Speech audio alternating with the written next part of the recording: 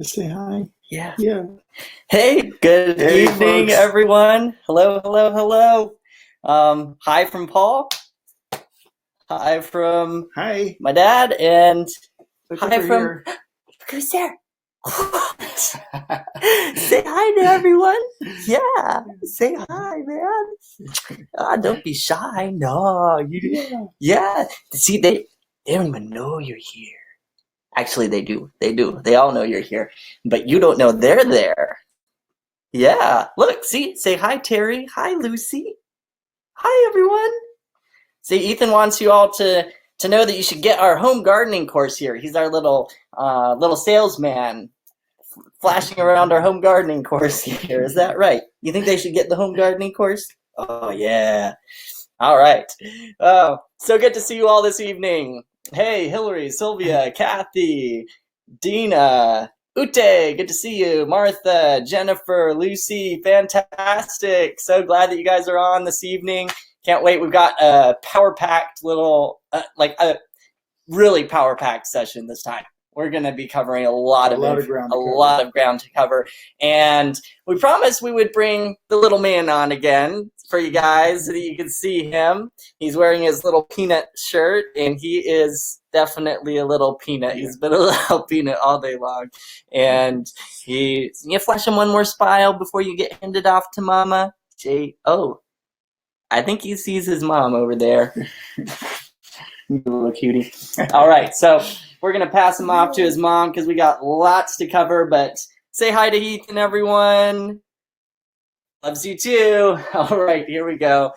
Thanks, hon. So, yeah, he's a real smiley little boy. We love him to pieces and brings so much love and laughter into our home. So glad that we're able to share him with you all this evening. And good to see you all. Like I said, another big welcome as more people are streaming into the room here. We're kind of excited because tonight really pulls everything together. I mean, it pulls what you've already been doing and pulls it together and actually makes your plan a little more tangible, because we're going to be talking about actually mapping out your garden. Right? Like, so get that pen. I hope you have your pen and paper ready. We're going to be talking about actually drawing it out. Yeah. And figuring out where you're going to plant those plants. But you might want a pencil, because at least I usually end up erasing some things. yeah, you're gonna do it one way, then you're gonna think, oh, maybe I should do it another way. So we're gonna take you. Don't worry, we're gonna take you step by step through this whole process. And you know what? Let's go ahead and jump straight into the training, I would say, because yeah, I don't think we have too many announcements that we need to make. One thing that I would just highly encourage everyone is throughout the whole time, as before, feel free to put in any questions. Just make sure to mark your chat as a question, because it can get lost. We've got a lot of people in our room and a lot of chats going through, and so we just want to make sure your question gets marked as a question so we don't lose it. Otherwise, let's jump in, and we're going to be talking about, I'm going to take my jacket off here, actually. So, your best garden ever, session number 3, 3-step garden planning formula to easily grow $1,000 worth of food in your small backyard. And if you didn't catch it in the emails, we are doing something big tonight, and that is anyone who showed up live tonight gets entered for a giveaway at the end of class for free lifetime access to our gardening calendar. So you just for has got to get got your name put into this drawing for your own personal 5-minute click and drop gardening calendar, like we've been showing you guys. Gardening masterclass video lessons, plus bonus membership coupons. We've actually got like a 5% discount for Johnny's orders. So it's pretty cool. You can get a discount on your orders. So kudos to all of you for showing up live. We'll do that at the end, but let's jump right in and talk about what we're going to talk about tonight. So our overview is we're going to be talking about, number one is mapping out your garden space, figuring out where on your land you're going to do it. Some of you might already have that figured out. Some of you may need to still figure that out. Number two, we're going to cover a simple crop rotation plan and how to make it really simple for your garden. And if you don't know what crop rotation is, don't worry, we'll fill you in on that as well. All right, we're going to talk about choosing where to grow each crop. Once you've got your garden space figured out, how do you decide where each crop goes in that garden space? That's going to tie into your crop rotation plan. We're going to talk about figuring out how much to grow, and there's two different ways you can kind of look at this. We'll cover both of those. We're going to talk about ordering your seeds. That'll be pretty simple, but we'll just guide you through that real quick. And then at the end, you're not going to want to miss this. We're going to do an in-depth succession planting or the leapfrog planting like we were talking about yesterday. My dad and I just sat down for the last couple hours or hour and a half and just did some in-depth succession planting with the plug-and-play garden plan, right? And It was kind of cool. Yeah. It was fun. We're going to show you how it can be super fun and how you can do it. So now's the time once again to silence those distractions. Make sure that you get keyed into our time together here this evening, and we're going to just go through this. Make sure you turn off Facebook, turn off all of those other distractions that are in your life, because we're going to be covering a lot of information. Some of it may be a little fast. Try and get as much down as you can. Of course, this replay will be available for the next 24 hours, so you'll be able to recap it. And just encourage you guys, you have the opportunity to own this workshop series as well right now for a discount, and you can do that over in the Resource Center. You know what? I'm going to go ahead and put up the link to the Resource Center, because we're going to be talking about things that we don't have all of the resources for tonight's class in the Resource Center yet, but we will be putting it there. And so just want you all to have that link, because that's where you're going to go to get, some of the resources that we'll talk about tonight are already there. So, all right, so pop that up for you guys. All right, so let's talk about mapping out your garden space. So when it comes to mapping out your garden space, we're talking about like where your house is, where your backyard is, where your property is, figuring out where in your property to put your garden, right, Dad? Yes. And figuring out, now, so, like I said, some of you may already have this figured out already, but some of you may need to figure it out. So here's a couple tips for doing that. Number one is you want to look for areas that get the most sun around your house or in your area. That's because most crops do best with 6 to 8 hours of full sun.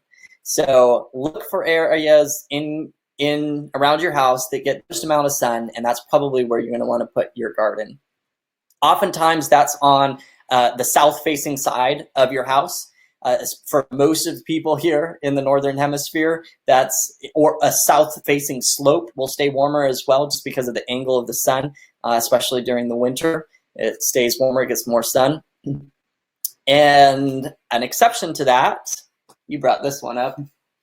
Well, if you live in a hot place, you might not be wanting more sun. You might be wanting a cooler environment, maybe a little more shade. It's like you're in Florida and the sun is just overwhelming. You may want to look for the opposite, you know. Or in the southwest part of the U.S. Yeah, Southern California, etc. And I know some of you are there because I've been helping you set up your calendars and stuff. So that's something to keep in mind. So those are just some tips for figuring out where in around your house, on your property, in your home, that you actually place your garden. One thing that I want to bring out here too is, if you're thinking that you want to try to have a harvest all the way through the winter, which is possible for probably most of you, one thing to keep in mind is the winter shadows are longer than the summer ones. So you might have a building or a tree or something that, in the summer, it's a wide open, full sun spot, but in the winter, it's not. Yeah. So you've got to keep that in mind as well. Yeah. So now on the flip side, we just talked about Florida or Southern California, we got like way too much sun. Jones says not much shade here in Florida, right? So on the flip side to that, there are places that get a lot more shade, and maybe your property has a bunch of trees and you just don't get a lot of sun. If that's the case, there are specific veggies that grow better.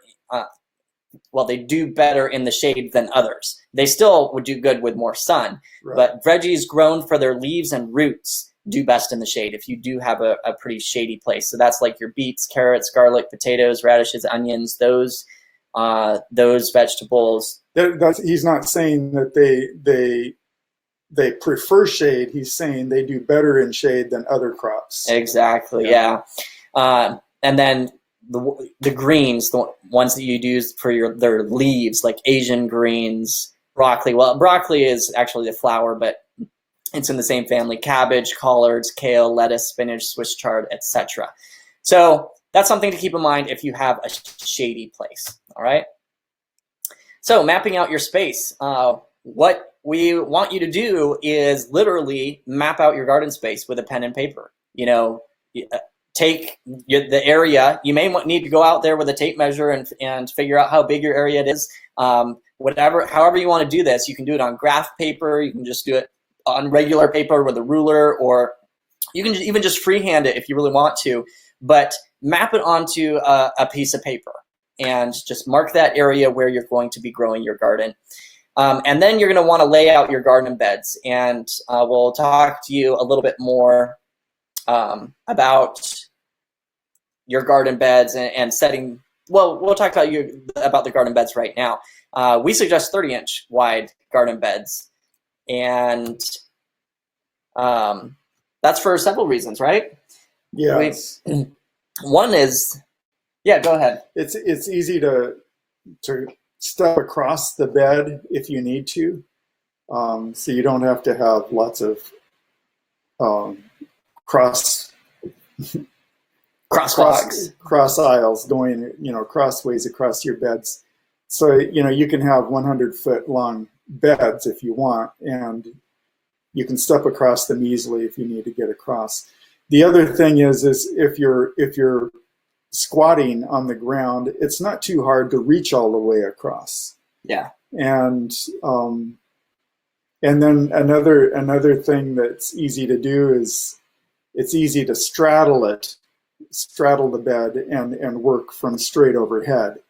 It's a size that's much more manageable than 3-foot or 3.5-foot wide beds which are often done. Or even 4-foot wide beds. Yes. Now, oftentimes, like a raised bed is 4 feet by 8 feet, and if that's what you got, then you use what you have. You just will want to make sure that you can walk around it easily, because you're going to have to walk around to the other side to reach the other side. Yeah, we're just saying for 30 inches what we prefer, and a lot of market gardeners have gone to, because it's a very practical and manageable and easy to work with size. Yeah. And there are a number of tools that are actually made to fit a 30-inch bed. That's another really good reason to use it. And then we recommend 12 to 18 inches for your aisle.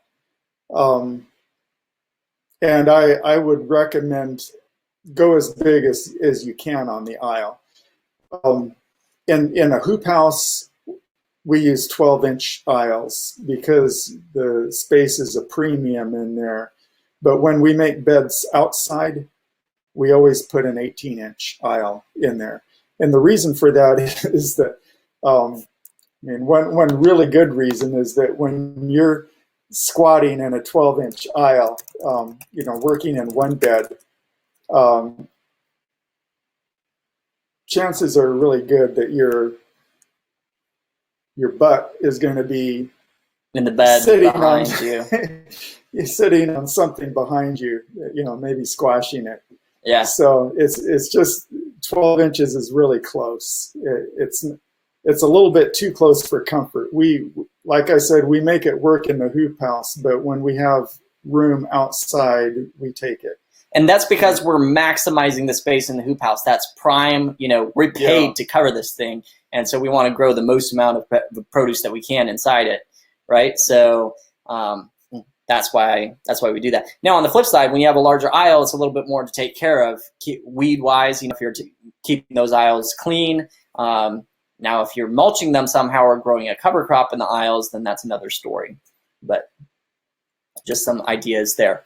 So the plug and play garden plan here that we've given to you guys is built off of this plan. You got 30-inch wide bed, 1 foot walkway in between, and they're 20 feet long beds right there. So once again, you could take the same thing and just make the walkways a little larger for yourself. Where it's not. This isn't set in stone. It's just a suggestion for you. It's just a suggestion. In fact, I should tell you, I should make the disclaimer here that the plant spacing here is not necessarily what we suggest. These dots are just put in here. Actually, we did tomatoes like this in the past. I did with them staggered. We switched to just doing one line of tomatoes down the center. So go off of the plant spacings that are listed in the gardening calendars or in our Ultimate Garden cheat sheet. Yes. Don't go off of this visual here. This is just to give you an idea, okay? Yeah. So anyways, so just showing you that the plug and play garden plan is based off of how we map out our garden like that. So when it actually comes to figuring out where each crop is going to grow in your garden, it's really helpful to talk first about a crop rotation, and then that will help guide where you put your crops in your garden. And you may be wondering, why do you rotate your crops in the first place? Well, first of all, Dad, why don't we tell them what is crop rotation in the first place? Okay, it's when we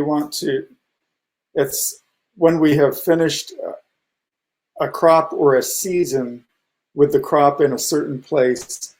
We want to do it the next season or the next crop in a different position so that you don't have the same crop growing in the same place year after year after year. And why is that? It's because for several reasons. One is plants, different varieties of plants tend to extract different amounts of elements out of the soil. Mm-hmm. So one crop might especially take potassium or zinc, and another crop might especially pull phosphorus or mm-hmm. I don't know. It's just examples there. Yes. In addition, just also exude certain substances into the soil. Yeah. And some plants do one thing and some do another, and some do more and some do less. Anyways, just from what I'm saying there, I think you can get the picture that if you plant the same crop in the same place year after year after year, your soil there is going to begin to develop some imbalances. Yeah. So by doing the rotation, we're copying nature a little bit more, where nature has a lot of different varieties growing in the same place at the same time. So there's, they're not having that imbalance. Yeah. And so we don't necessarily want to have a lot of different things growing all together. So we mix them up time-wise and get different things in there over time. Yeah. So just going along with that, some plants are heavy feeders; they pull more. Some plants are light feeders; they don't need as much nutrients. It can also help with insect and disease control. It can be a big help for insect and disease control. Now, in a small garden, you may not have as much effects when it comes to insect control and even disease to a certain extent, but every time you keep it moving, you're gonna, because see, a lot of diseases are soil-borne diseases actually, and so if you grow the same, and they'll be specific to a family of crop. So it'll be just specific to brassicas. And that disease doesn't affect tomatoes, but it affects brassicas. And if you grow those brassicas, which is like your kale and cabbage, in the same soil year after year, it will just keep that disease coming back. Whereas if you move those brassicas to a different location, then the disease actually can die out in that soil because it doesn't have anything to feed off of. It breaks the cycle. Yep. And the same thing for insects. There are a lot of insects that spend a significant portion of their life cycle in the soil. And so when you keep growing that crop in the same place, you're just giving those insects food. Yep. Yep. But when you move the crop, that kind of throws them off. Yeah. And then crops can affect the next crop grown, and Michelle's got it right. Legumes is an example of that. Legumes leave nitrogen in the soil. I mean, that's an example of what we've just been talking about. Some plants give back to the soil, some pull from it, and they affect the next plants that are grown. And there's actually a lot more data and complexity to the way that different crops affect each other and stuff like that. We won't go into all those details here tonight, but this is just a simple version of why do you rotate your crops? Why is it important to have a crop rotation? And this is why we want to set you up with one for your garden. So who wants to see a simple crop rotation plan? This is something that you can easily implement in your garden. We're going to give you like a plug and play framework of how you can use this simple crop rotation in your garden, okay? Here it is. And when it comes to crop rotation, you want to divide out your crops by family because it's the different families that you want to rotate, right? So you'll notice here at the bottom of this, well, I'll just go through the four groups here. So we have the legume group. This is your family of legumes. Then we have root vegetables, roots. Then we have fruits and grain vegetables here, and leaves and flower vegetables here. So the way these arrows work is that legumes are going to transition. So if you grew your legumes here on year 1 and your roots here on year 1, then year 2, your legumes are going to come and grow where your roots were growing before. Your roots are going to grow where the fruits and grains were growing before, etc. And flip side, the leaves and flowers are going to come back and grow where the legumes were growing before. Got it? Try and keep this real simple for you. The vegetables here are divided up by family because we don't want to be growing the same family of crop multiple years in a row. So you've got your legumes family. Under the roots family, you've got your carrot, onion, cole, and goosefoot families. Then under the fruits and grains, you got nightshades, melons and squash, and grasses. And then under the leaves and flowers, you've got sunflower, cole, and goosefoot. Now you'll notice that cole and goosefoot are in both the leaves and flowers and the roots groups there. But we've got a whole year in between where they're not growing. So we still keep them split even within those families, right? Yeah, and Paul, just it's a little fun. Here's a way that makes all this rhyme. You have your roots, fruits, greens, and beans. I love it. Roots, fruits. I mean, I should probably go in and change this. I didn't have time to do that, but I should go in and change these titles. Roots, fruits, greens, and beans. Greens and beans. So I'll show you one way that, as a simple example with this crop rotation plan, that your plants are benefiting each other by using this rotation. And that is your leaves and flowers here, your salad greens, your lettuce, spinach, cabbage, kale, broccoli, cauliflower, all of these here,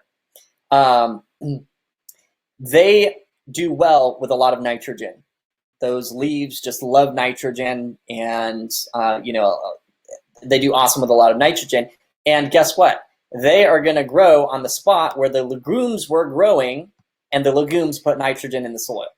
So that's just a simple example of how, whereas, for example, your tomatoes and your peppers and eggplants, they need nitrogen as well. But if you have too much nitrogen with some of these plants, they can actually stunt the growth of the fruit because it puts all of the energy into the leaves.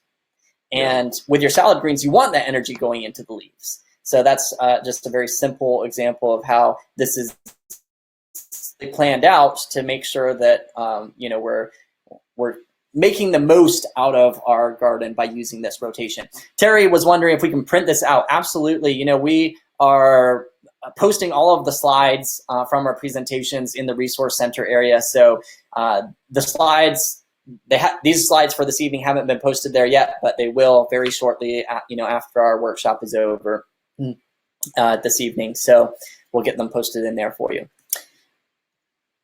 So what you want to do is you want to divide your garden into 4 sections, each the same size, so that you can move your rotation through them like we have here. Yeah, so you'll notice this is the crop rotation we used to make the plug and play garden plan. You've got your leaves and flowers right here. Then you got your fruits and grains here, your root veggies here. Now we added herbs into the root vegetables right there. You'll notice that. Otherwise, the rest of them are roots. And then we have the legumes down at the bottom here. So Paul, what if somebody wanted to grow more of one of those things? More fruits, for example, than what we have space for. Yeah, that's a good question, because sometimes you may want to grow like more tomatoes than fits in, if you divide your garden into 4 sections, which this is what we encourage you to do. Map it out, then divide it into 4 equal sections, plan your crops based on the 4 kinds in the crop rotation plan. But, if they don't fit, then what do you do? So here's what we suggest doing. And I'll give you an example with the fruits and grains. Let me see here. What we suggest doing is that you double that location. So you'll actually split your garden into 5 equal sections instead of 4 equal sections, okay?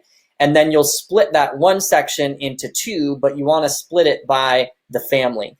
So the example here that we're doing is fruits and grains. Let's say that you want to grow, actually a really good example of this is if you want to grow corn, because corn takes up a good amount of space, right? Yeah, so potatoes might be another one. Yeah, or potatoes. So let's say you're doing our plug and play garden plan, and the plug and play garden plan has an awesome setup. You've got all the tomatoes you want, all the cucumbers, all the squash, etc. But you want to grow corn and you want to grow more potatoes. So what you would do, well, potatoes doesn't fit because it's a nightshade with the tomatoes. Yeah, right. What you want to do is you want to split this section, add a 5th section in, and it would actually be in between right here. It would be next to the one that you're just doing. Add a 5th section in, and you would put the corn over here. So you want to split it by families, so you're still growing a different family in those 2 sections. So you want to keep your nightshades together, your tomatoes, peppers, and eggplant, and then you could move potatoes, and then you could move your cucumbers, squash, and corn over to this next section here, and then that would just add a 5th section into your rotation, and you would continue to rotate everything just like we were rotating before. Does that make sense to everyone? Yeah. So you would have a 5-year rotation instead of a 4-year. Exactly. And the more rotations you have, actually, the better. Yeah. So that's not going to hurt you at all. And you could do that. If you want more brassicas, you could split this one into 2 sections. Just make sure that you keep the the brassicas in one, and maybe your goosefoot and sunflower families in the other. Yes. So that's what you do if you need more space for one of your sections in your garden. All right. So then, Dad, how do you figure out how much to grow? This is a real tricky one, huh?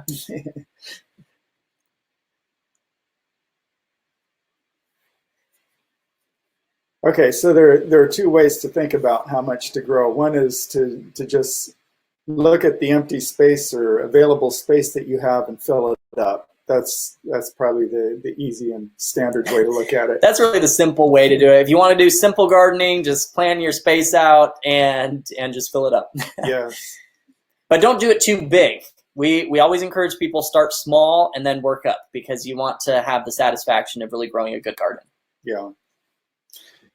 But there is another way you can do it, and that is to think about how much of this particular crop that you would like to eat every week, and then work backwards from that. Yeah. So you can come up with an idea of how much you want to eat each week, multiply it by the amount of weeks that you can expect to be harvesting that crop, and then calculate how much row space, how much bed space you need to produce the desired harvest for that. So, yeah, that's right.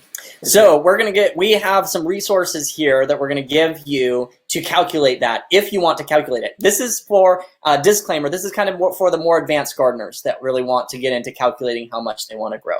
We're just going to take you through two simple examples. One example is with green beans.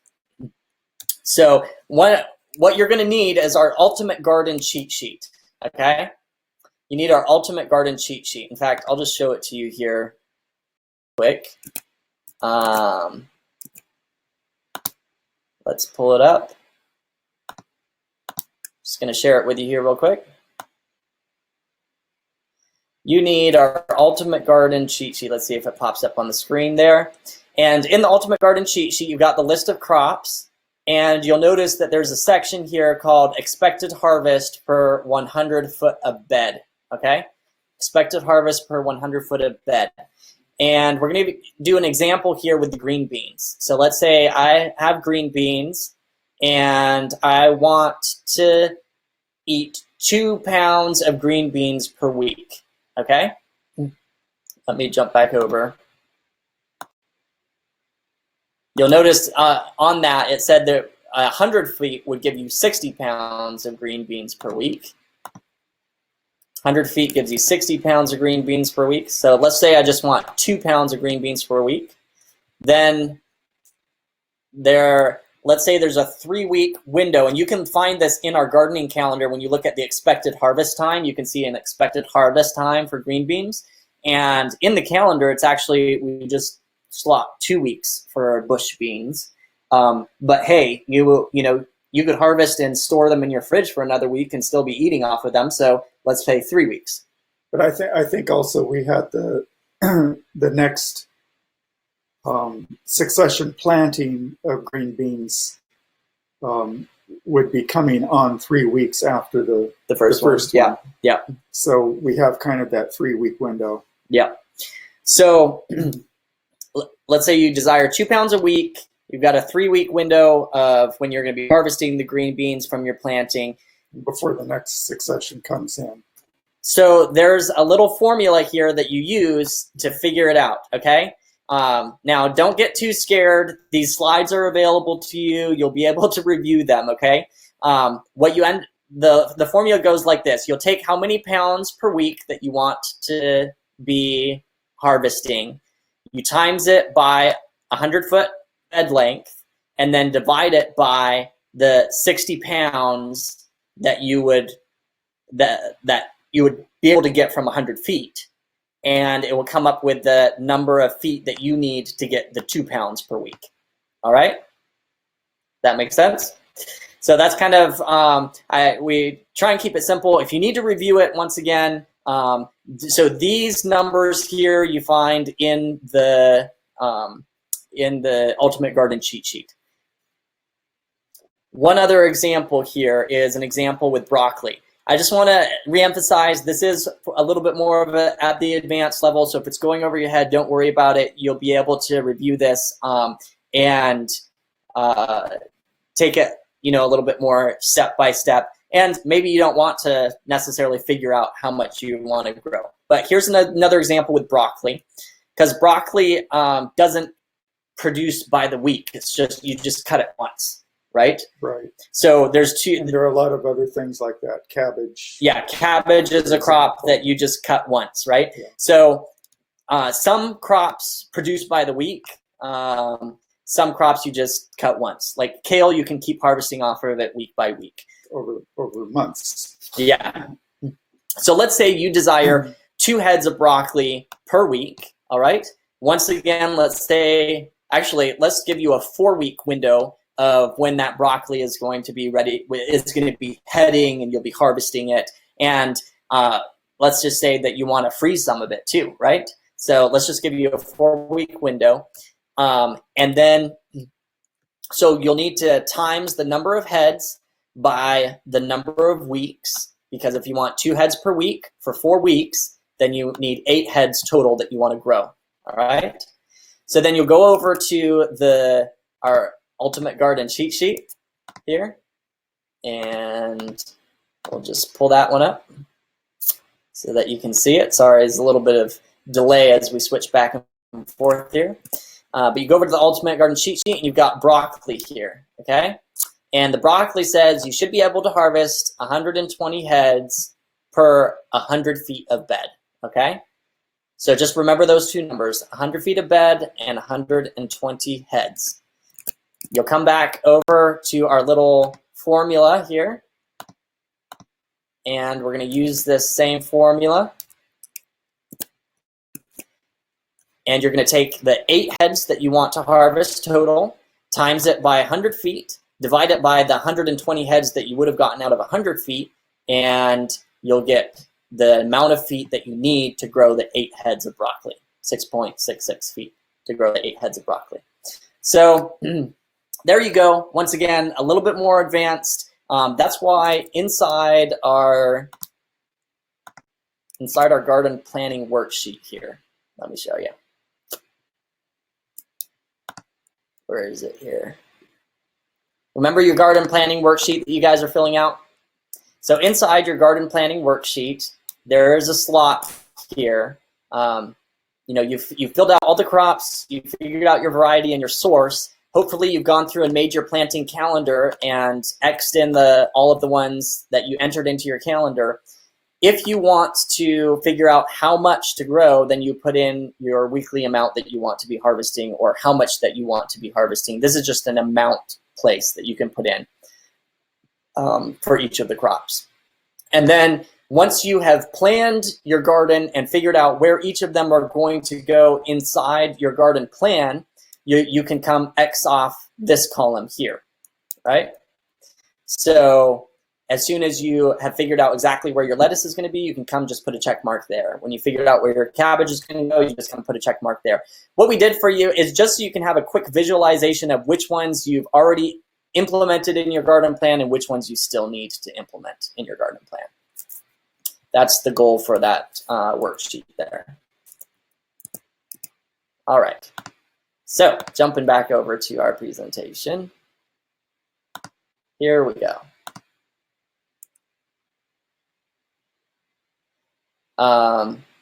Jane says, do we get this chart too? Yes, that garden planning worksheet is inside the Resource Center. It's downloadable right inside the Resource Center.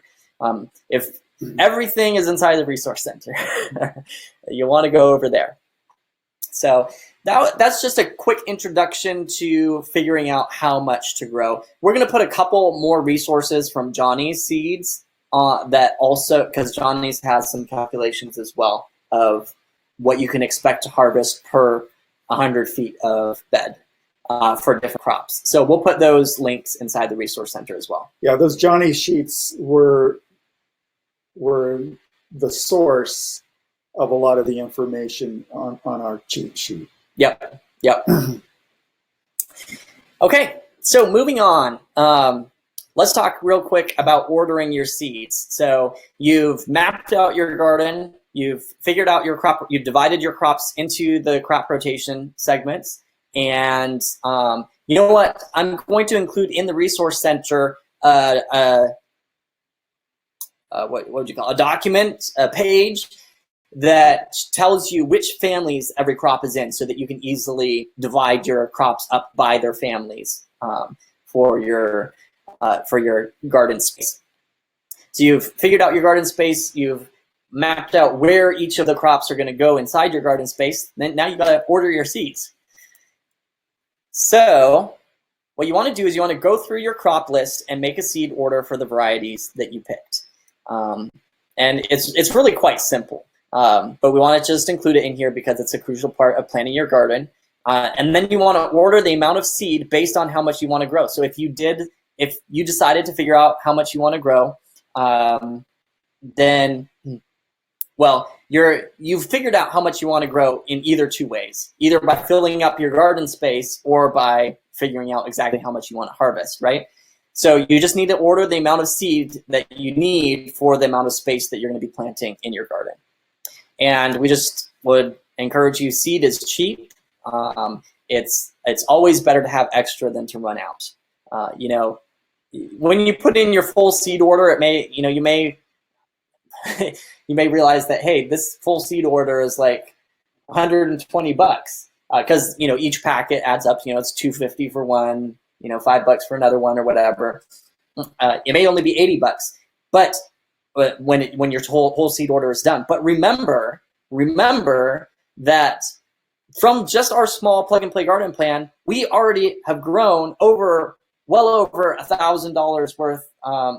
Like last I checked, that I had recorded, it was like $1,057 or something like that. You've harvested more since then. I've harvested more since then. So by the time we add those in, the numbers just keep climbing. And by the time May comes of next year, it's going to be much higher as well, or at least higher because we got stuff in there that we're going to be harvesting out of it. So it's a small investment. Your seeds are a small investment. One tomato seed is cost cents, but can produce like 20 times. One tomato can produce like almost $100 worth of tomatoes. Yeah, so one tomato plant. So you want to go in and order your seeds, and here's the thing. When you have that garden planning worksheet all filled out, you'll already have your varieties picked out. You'll already have where you're going to order those varieties picked out, and so you just go to the seed company, and you should only be using like a couple seed companies, maybe 3 at the most, and you'll just say, okay, find all the ones that I need to order from Johnny's, and you just put that whole order in. All the ones that I need to order from High Mowing, you just put that order in. All right. So, are you guys ready for some in-depth succession planting? This is where your garden plan, your mapped out garden plan, comes in and connects with the click and drop gardening calendars. And you know what? I need to pull up our thing here. So today, my dad and I sat down with our plug and play garden plan, and we said, okay, let's plan some in-depth succession planting. Let's plan a perpetual harvest out of this plug and play garden plan. And we're going to show you a very simple, very easy way that you can plan a year-round garden where you are with crops that are just being planted, and then as soon as they're taking out, the next crop is being planted in its place, right? So let me pull up, I've got to get our, oops, not that one. I just sent myself a picture of the, let's see if it came through. I sent myself a picture of the one that our garden plan that we just did, but let me see if I can find it here. Not sure where it is. I will send it again to my email address. All right. Trying to get this sent. See if it comes through here. All right, while we're waiting for that to come through, let me just jump back over to, so here's what we suggest you do, and we'll make this available to you as well. once you have mapped out your garden space, it should be mapped out with 4 sections like this, with your beds marked out like this, and it'll just be empty inside, right? And then you'll start planning where you put each of the different crops in your garden. And so that's what we did. And here we go. Now I have it. So let me download it here and open it up for you guys so that you can see it. And then I'll walk you through what we did with it here.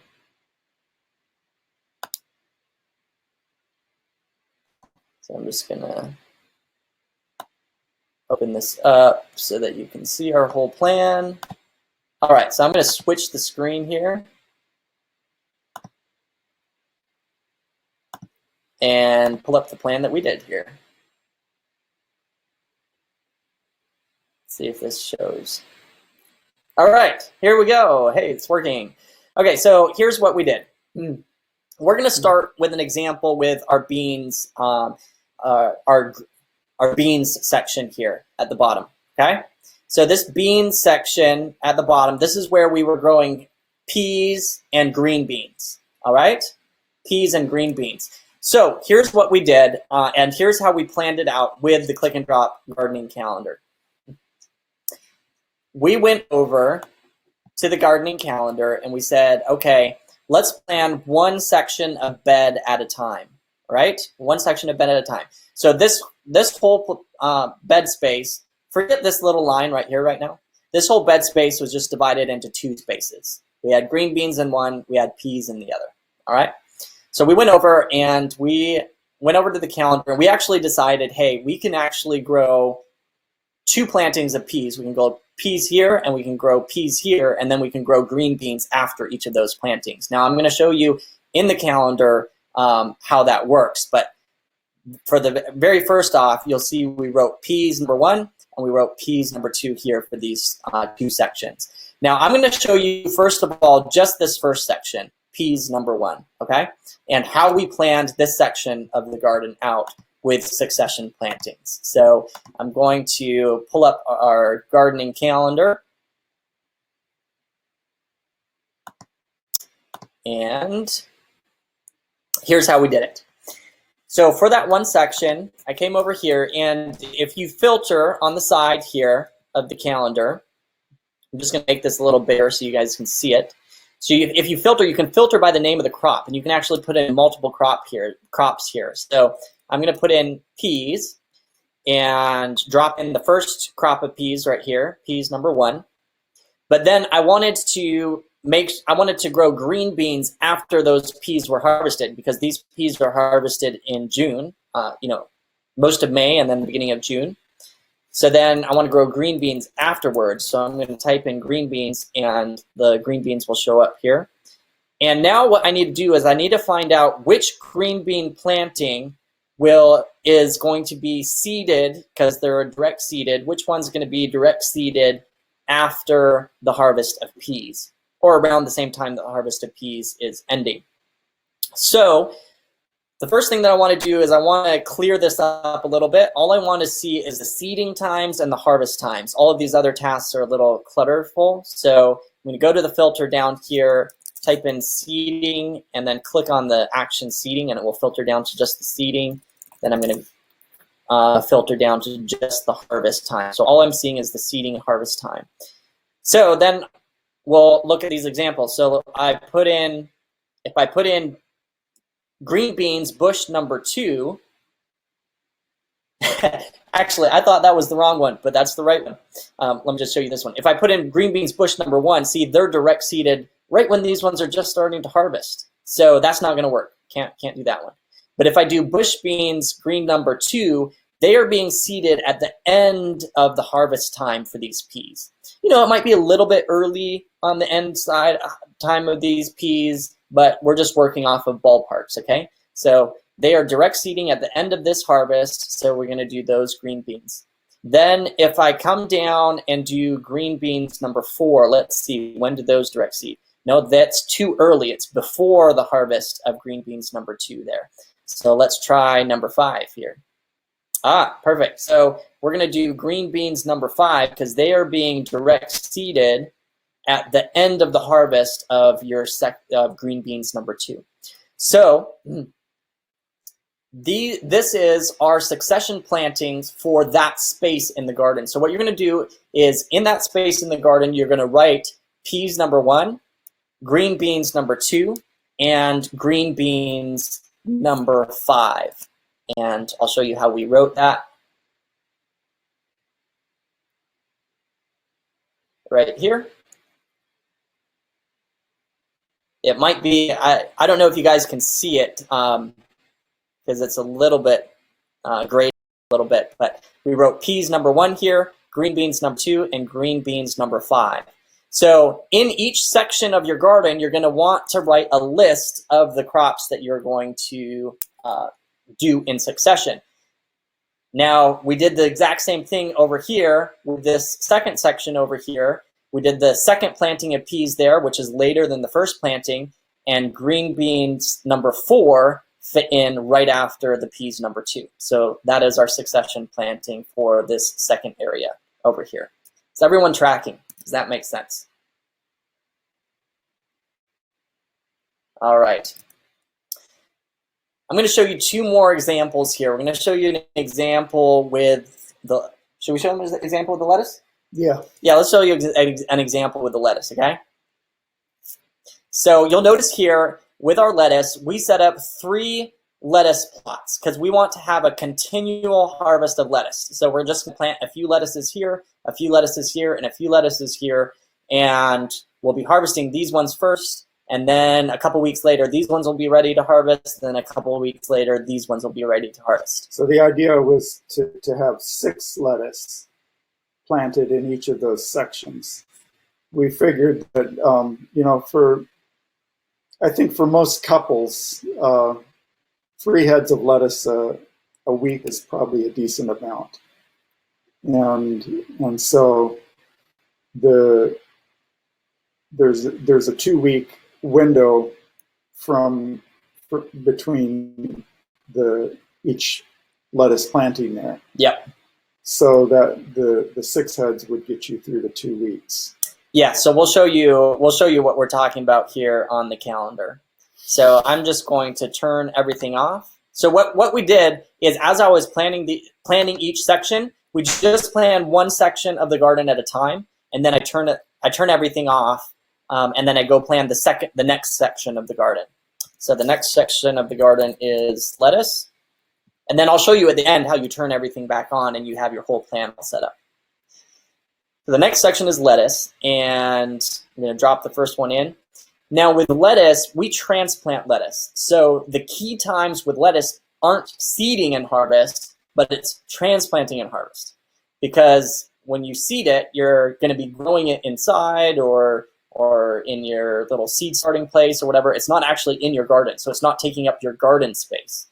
But when you transplant it in, that's when it takes up your garden space, Yeah. right? Yeah. So when I come down to filter here, I'm going to filter by not the seeding, but I'm going to filter by transplanting and harvest times, okay? So now I need to find out which lettuce transplants right after the first lettuce number 1 harvests. If I do lettuce number 3, oops, it transplants at the end of lettuce harvest 1, but I think we can do better than that. Lettuce number 4 transplants directly the week after those first harvests of lettuce. Now we already did this before, so just to save you time, I'll show you if I jump down 1, 2, 3 more down. This one is a heat-tolerant lettuce because we're getting into the summer, and it's transplanting right after lettuce number 4. Drop down several more, and it's transplanting right after this heat-tolerant lettuce number 2. So that's how we go down through. And you'll notice, so there's 1, 2, 3, and then you start over again. 1, 2, 3, and then you start over again. 1, 2, 3, and you start over again. So that's why we have 3 different sections, because the next section, this first section gets plantings 1 and 4. The next section is going to be plantings 2 and 5, because they go right after each other, 2 and 5 right there. The next section is plantings 3 and then the first heat tolerant one. Those ones are right after each other. So when you come over to your garden space, that's why you'll notice over here in your garden space, you've got lettuce 1, lettuce 2, lettuce 3, and then it bumps back over down here to lettuce 4, lettuce 5, and then we're getting into summer, so it's lettuce heat tolerant number 1, lettuce heat tolerant number 2, lettuce heat tolerant number 3, lettuce heat tolerant number 4, and it just keeps going. Boom, boom, boom, boom, boom, boom, boom, boom, boom, boom, boom, boom. Now, here is where it gets really, really cool. So you got lettuce, after the heat tolerant ones, it jumps back down to the numbering of the cool lettuce varieties, right? So you had 1, 2, 3, 4, 5 up there, and then in the fall it picks up at lettuce number 6. You got lettuce 6, 7, and 8. I'm going to show you something really cool, because we discovered that by the time your last planting of green beans is finished, your lettuce number 9 is ready to transplant. And you could actually come, you've harvested the green beans out of here, they've been taken out at the end of the year, and you could come plant more lettuce in this green bean location and just make your garden space even more productive. So I'll show you how that works in the calendar.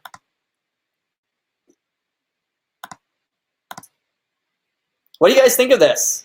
What do you think? So I'll show you how it works in the calendar. So I'm going to pull up the green beans. So the last green beans was green beans number 5.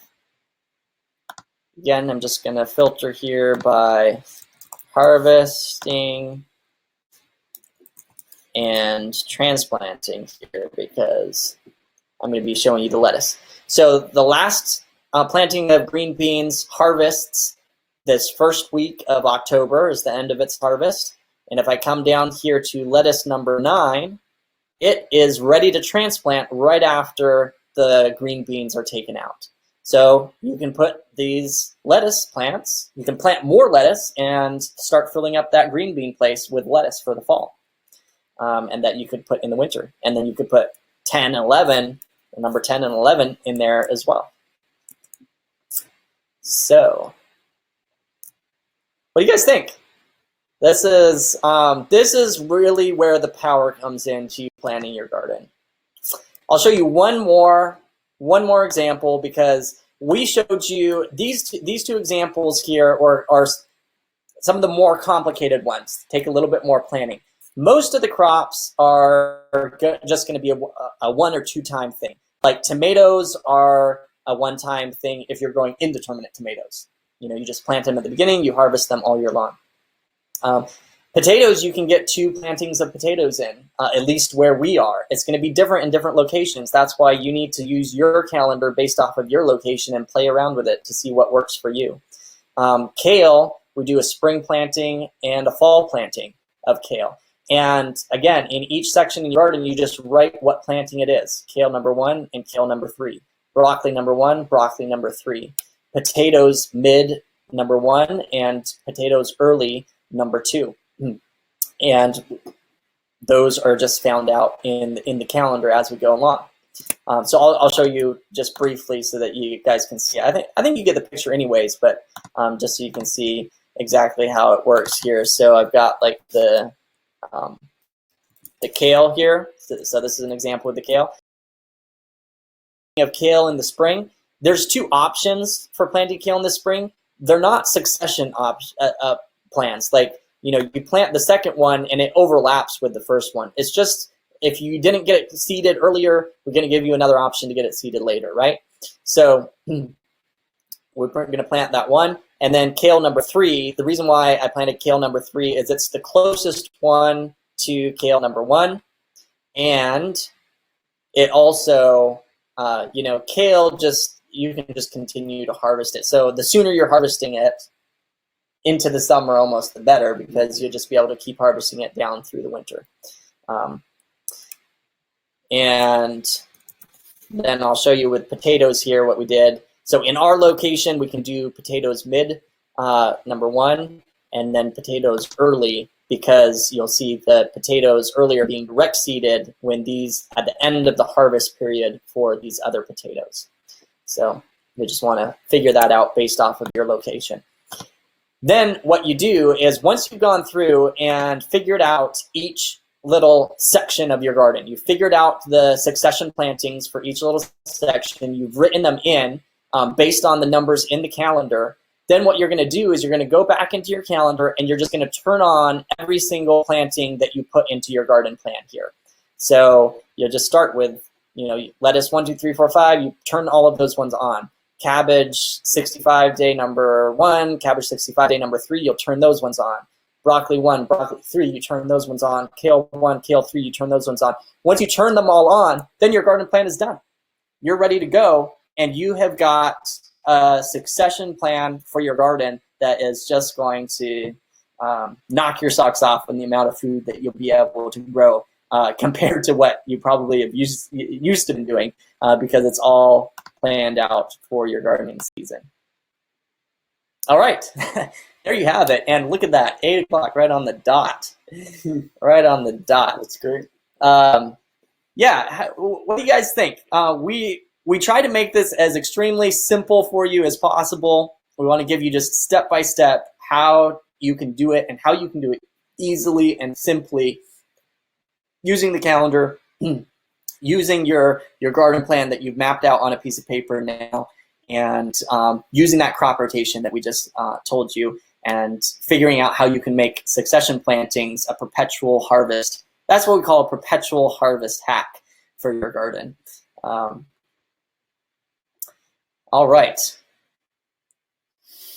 So just before we move on to the question and answers, because we do have question and answers, let me just go over your homework here. What happened to our presentation? Here it is. All right. So we're going to give you this blank slate for the plug and play garden plan, so you can actually plan your succession plantings in it. You can just put in lines where you're going to put each of the different crops. We'll get it all set up easy for you, and then you can plan your succession plantings in there from a blank slate if you guys are interested in that. So homework. Here's your homework for this evening as we wrap up this gardening workshop together. Number 1 is map out your garden area like we talked about. Figure out where you're going to put your garden. Put it down on paper. Divide your crops into the sections for your crop rotation plan, whether that's dividing your garden into 4 sections, or if you want to split one of those sections, maybe you do 5 sections, or 6 if you're really getting ambitious. Then choose where each one of those crops are going to grow in your garden plan and mark it out, like how many bed feet you're going to use for each crop. And then, at the little more advanced level, you create your succession plantings. And the easiest way to do that is with clean drop gardening calendars, honestly. You can create your succession plantings and write those into your garden plan so that you're all ready to go. So, not yet. We'll get to the giveaway in just a second. Let's go ahead and switch over to question and answer time. Yeah. Yeah. Let's hit up on your guys' quite questions. a few questions coming up. All right, we got lots of. Okay, good.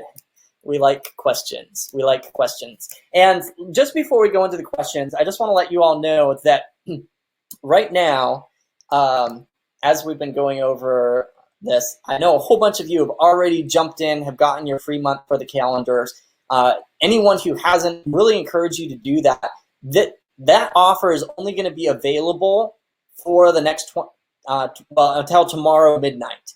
So this session is being recorded. It's going to be available for the next 24 hours, and then it's going to be gone. And all of our other special offers and the resource center and everything comes down tomorrow at midnight. All right, comes down tomorrow at midnight. So definitely go over to the resource center and grab those while you can. Get your free month with the calendar. If you're interested in going into more depth, into more training, more step-by-step training in your garden, check out our home gardening course. Of course, if you get the calendars, we have step-by-step training in with the calendars as well. But our home gardening course also just goes into a lot more depth, over 18 hours of training just covering every aspect from planting your garden to keeping it weed free without spending hours on your knees pulling weeds, how to deal with pests and diseases, how to build up your soil, get a soil test done, all of that, how to extend your season without breaking your pocketbook. So there's a whole lot packed into the home gardening course, and it's 50% off until tomorrow at midnight. All right. So all of the specials in the resource center are until tomorrow at midnight. And I should just put the plug in here as well. If you would like to own this workshop, then you'll want to, I know many of you have already purchased it as well, but for those who haven't, if you want to own this workshop, you can get it for a discount in the resource center there. Also, it's going to be available until tomorrow at midnight, and then the clock hits 0, and it's going to go away. So we hope that you grab it while you can. All right. Let's jump over to our question and answers here. So let me just pull up our questions. Here we go. All right, starting off with Gene, because it's first come, first serve here. Starting out with Gene, says, what do you think of raised beds? I have 3 in the yard and 3 in the small greenhouse. What do you think of raised beds? Yeah, I think we sort of kind of talked about this a little bit. That yesterday. We're not opposed to raised beds. Raised beds have their place in the garden. I mean, we generally prefer to grow in the soil itself, but you can grow in a raised bed and still have it open to the ground below and be growing in the soil itself and stuff like that. What were you thinking?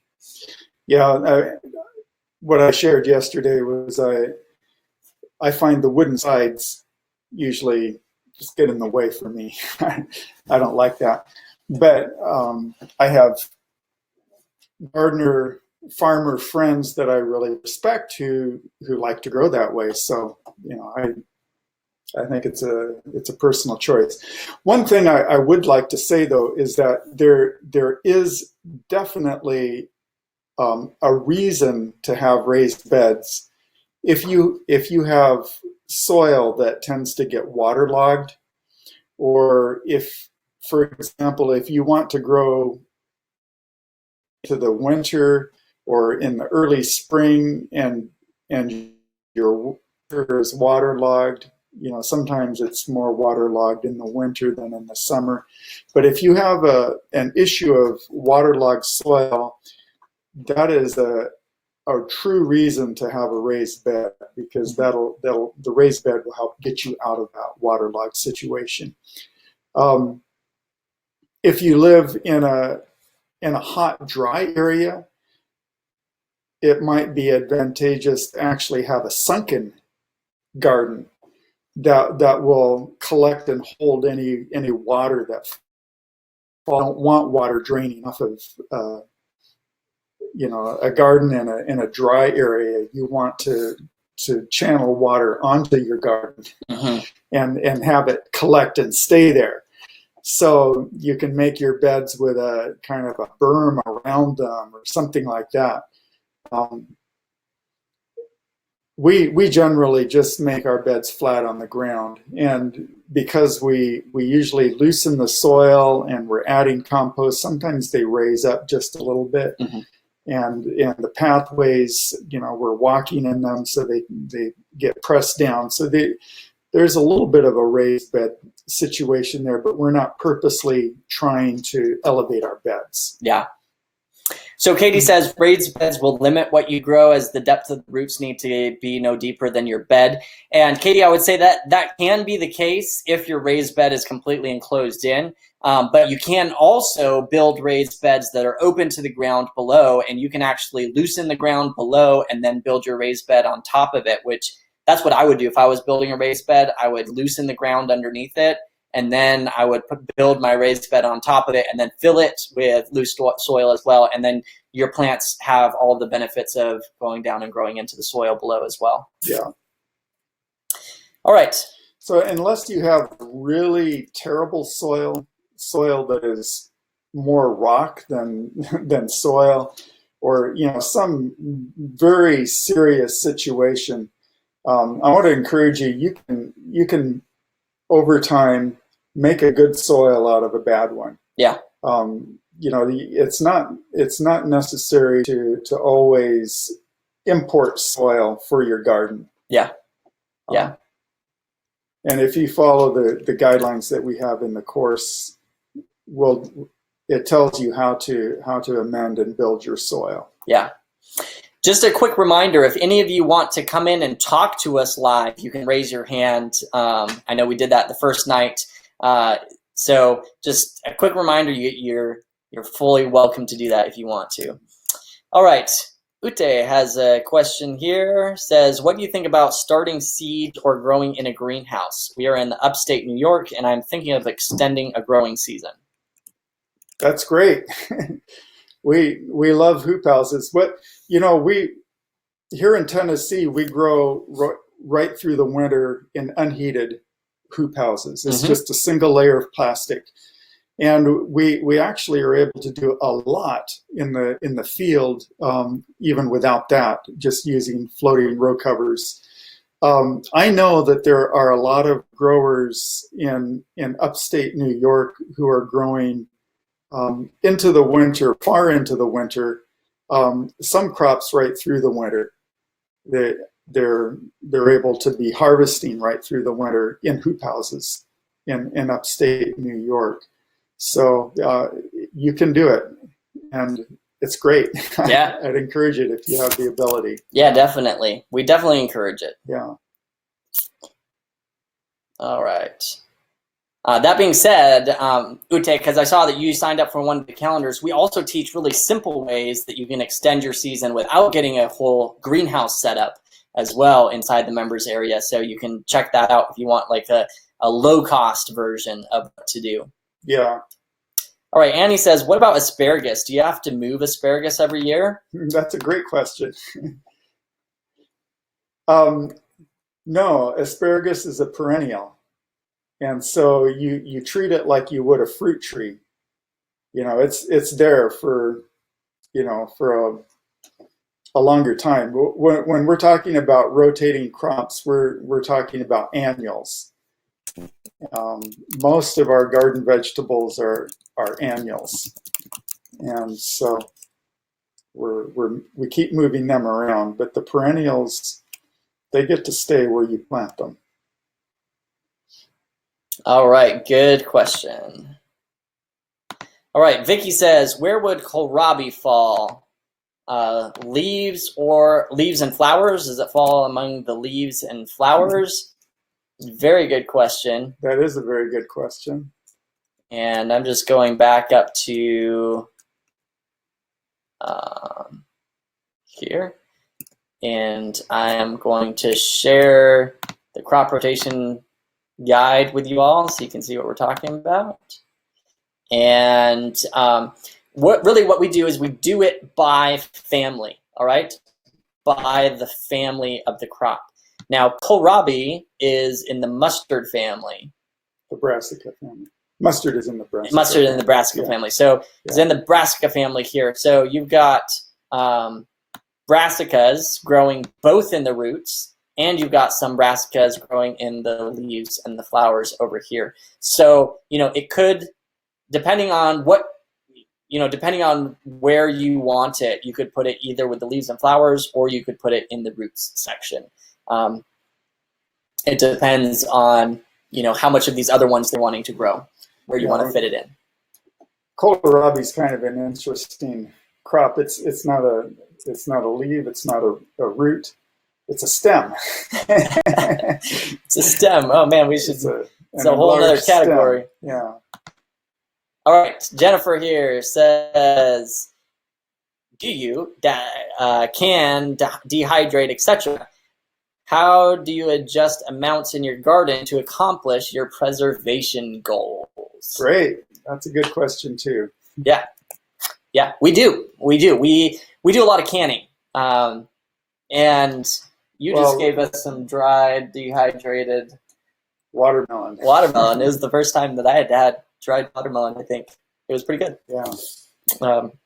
So yeah, all you have to do is take your, if you're planning how much you want to harvest, you can say, part of your harvest I want to eat fresh, and then just add on to that whatever else you want to can or dehydrate or whatever. Another thing is that it may take some experimenting for yourself. Like, for example, with tomatoes, one thing you can do is you can look up and see what's the average that I can expect to harvest off of my tomato plants. Like, is it 10 pounds of tomatoes per plant?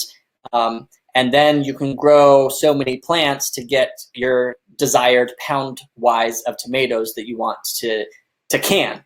Now, I don't have off the top of my head how many pounds of tomatoes make how many quarts of canned tomatoes. So Google it. Somebody probably has it. I'm sure it's out there. Somebody has it there. So sure Google how many pounds of tomatoes do you need to fill, how many quarts of canning, and then you can figure out how many plants you need to grow that many pounds of tomatoes. Great question, Jennifer. All right, Sharon says, is that linear feet or square feet? I'm guessing you're talking about in the Ultimate Garden cheat sheet where it was saying 100 feet. And what my dad did with the calculations there is 100. It's 100 bed feet because we're doing it in a 30-inch wide bed. Yes. So it's per 100 bed feet you can expect to get. Now, if you look at Johnny's lists of expected harvests, they do it by the linear foot, right? So they do it by the linear foot, but in our Ultimate Garden cheat sheet, it's by the bed foot of a 30-inch wide bed. And that means that we use the linear foot calculation per row and then add them together. So if you have 3 rows in that bed, we count up the linear feet for each row and then add them together. Right.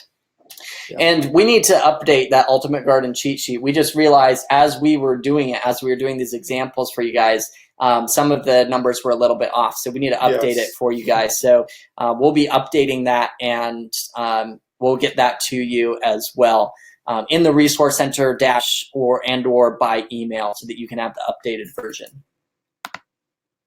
Good question, Sharon. All right, Jean says, do we get this chart too? I think I already answered that one. Everything you'll get in the Resource Center.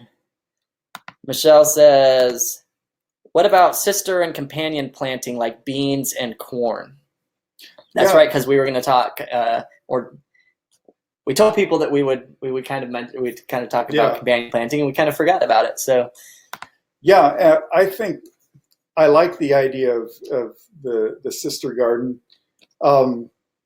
From my experience and from what I hear is the experience of other people. In general, if you were to plant 2 things together like beans and corn, you would expect to get a little less corn than you would have if you had just grown the corn by itself, and a little less beans than you would have if you had just grown the beans by themselves, maybe up to a third less. So your production on each of the individual crops will probably go down, but still your overall production off of that piece of ground might be up, if that makes sense. All right. So I just noticed Katie here says, I use square foot gardening method. It's so easy. And that's a good method as well. In fact, you could use the same spacing for square foot gardening method in a 30-inch wide bed. Just, use those, those plants. We're kind of doing a variation on that. Yep. Yeah. All right. Katie says, what about the direction of the sun as far as planting tomatoes, green beans, and cucumbers? That's a good question. So you do want your tomatoes, your green beans, your cucumbers to get as much sun as possible, right? And you want them to, maybe we should talk about growing in north and south, growing in beds that are positioned north and south, or growing in beds that are positioned east to west? Yeah, we like to run our beds north and south, and that way they get pretty even sun coverage as the sun comes up and hits them from the east, and then it goes over and hits them on the west, and so they get even coverage. When you have beds running east and west, especially in the when the sun is lower on the horizon, in the spring, winter, and fall, when it's further down on the horizon, your north side of the bed is going to have less light. And if you have tall plants on the south side of the garden bed, they'll shade out the plants on the north side. It makes a noticeable difference. We've done it out in the field, and we've noticed more frost damage on the north side of the bed than on the south side. Another thing to think about is in placing your plants, put the tall ones at the back of your garden, on the north side of your garden, so that the low ones on the south side, so that if you have the tall ones on the south side, they'll be shading out the ones on the north side. Now, if you're in the summer, sometimes you might want that shade, so you can think about that too. I'll often try to plant lettuce or kale, something that likes it a little cooler. I'll try to plant it behind my tomatoes so that it gets shaded by them. So you can work that both ways. It's something to keep in mind. Monty's got a good related question here. He says, and on a slope in my garden, north is upslope and south is downslope. So what do you do when you're doing it on a slope? Because if all of your beds are like going up and down the slope. Okay, in that case, it might be better just to put it across. But I'm thinking if north is upslope, then your whole garden must be facing south, which is nice. Yeah. So that's a blessing in itself. Yeah, but I think if I was in your situation, depending on how steep it is, but I would probably want to run my beds east and west. Yeah. So you do have to kind of work with the situation that you're in. Yes. Not everyone can have the perfect ideal. Yeah, there's always a number of trade-offs, and you have to figure out which ones you want to go with and which ones you want to forego. All right. Jennifer says, Paul, can you make your cursor larger? It's hard to see. Sorry, Jennifer. Actually, I don't even know how to make my cursor larger. Well, I could probably figure it out, but yeah. Sorry about that. Hopefully you can catch the replay if there's something that you missed. All right. Deirdre says, do I have to type the name of the crop into the filter box in order to enter it into the calendar? And no, you don't have to type it into the filter box. Actually, I'll show you here real quick. You can actually just scroll down the side. All of the crops are on the side here. So yeah, in case you guys didn't see this last time, I just type it in to it's easy and clear especially when planning out succession plantings and stuff like that. If you got 100 different crops in here that you're growing, it's just overwhelming. You wouldn't even be able to see where one is being harvested and the other one's being seeded, etc. So typing it in just filters it down to the specific ones. But if you take that filter off, I'll just zoom out a little bit. the whole list of veggies is on the side here, and you can scroll up and down and look all through it and see what's there. And you know, I'll just go ahead and drop a whole bunch of them in here so that you can see what the difference is. So you notice with the he's filter. dropping them in just by clicking them. Yeah, you just click them and you just drop them into your calendar. So I'm just doing it at random here, just to give you an example. So the nice thing about the filter is, you know, if you've got if your garden plan is like this, you're not going to be able to plan succession plantings very easily. But if I just type in green beans, it just filters it down just to the green beans, and then I can figure that out, right? Now, unfortunately, if your garden plan is filled with a lot of things and you filter it here, both filters don't sync perfectly with each other. So if you come back down here and you filter seeding, it will revert back to all of them. And so that's why I would go through and plan each of my succession plantings one little section of the garden at a time and get those all planned out. And then you can go back in and turn them all on, and then your garden is all planned. All right. Yeah, and by the way, if you filter it down to green beans, so you just see the green beans, and then you backspace it, boom, it will go back to everything. So, good question. All right, let's see. Lucy says, will you let us use your example map as a template? Yeah, so Lucy, if you are wondering, I mean, of course, we give you the plug-and-play garden plan as your plan. We're going to give you that example, the completely blank one, that you can use as a template to then fill in your own and figure out your own succession plantings and write them in and everything. So we'll give you that template. And I mean, hey, I don't mind giving you our template that we just did right now, but it's not, I mean, this is based off of our location. So the planting numbers and stuff for succession planting will be different based on your location. If you live in the same zone as us, hey, you can use it. You can have ours and use it. No problem at all.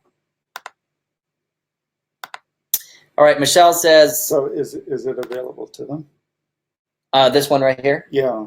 Well, we can add it, put it into the Put it up resource in the resource center. center. You know, I don't have it in there right now, but we can put it in there. Okay. All right, Michelle says, I want to know if your plan stays on schedule, seriously, because my region tends to end up with a lot of rain and delays to harvest. So that's a very good question, Michelle.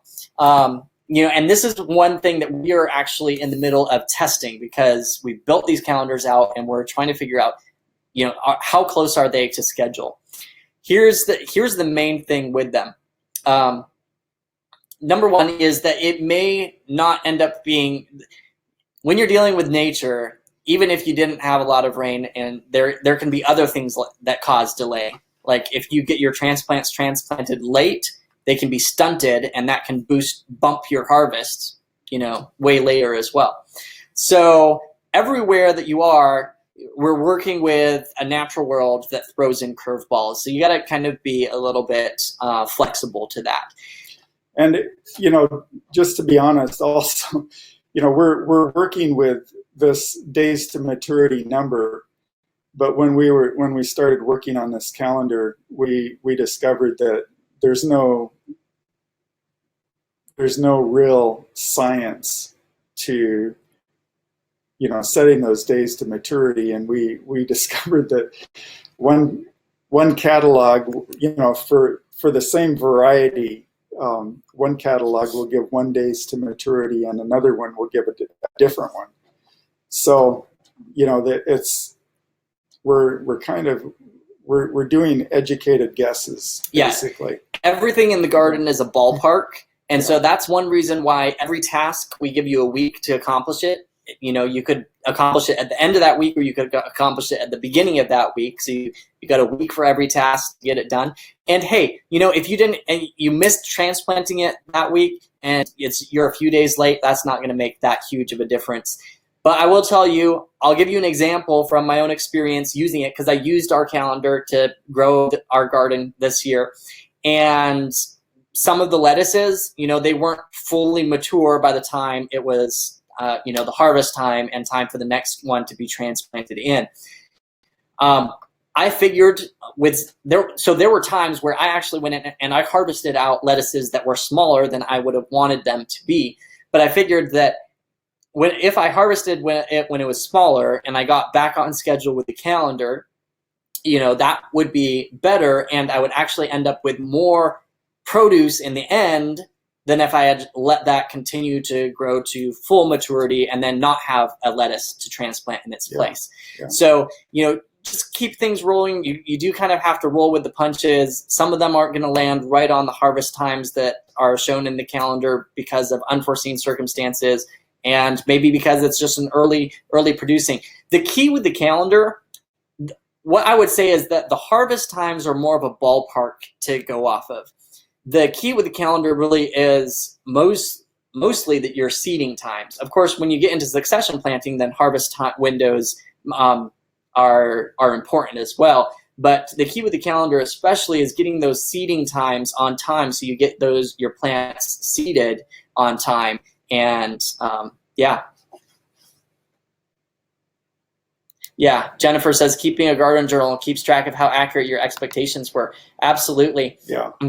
And you know what? We encourage you to give feedback. So in the gardening calendar, under each task, you click on it, there's a button there that says give us feedback, and you can tell us very specifically on which crop you grew and what it was, how it worked for you. We would really appreciate that. Yep. All right. Jean says, I'm already a purchaser of your monthly programs. Do I need to purchase the DVDs? Good question, Jean. Yeah, so you are already one of our elite members, and you already have access to the videos. Yeah, you can, in fact, even the home gardening course is in there for you. You can watch it. If you want a physical copy, then you would want to purchase as a current member with current access to it. You can go in and you can watch it in the members area. And if you have any trouble getting in there, just shoot me an email and we can make sure that you get inside there. Jennifer says, if we paid for video access, how do we find them and can we download them? Two excellent questions. I guess that could go either way. That could go if you paid for video access to the workshop or if you paid for video access to our garden training center. If we will make the workshop downloadable, so just so you know, and if you're wondering if you paid for access for the workshop recordings, we'll get those out to you all as soon as possible. We want to package them together in a members area where it's all organized, but if that takes us some time, we'll just send you the links to the videos so you can watch them. And then, once we get it all put together nicely, we'll send you the link to have access to that as well. But then also with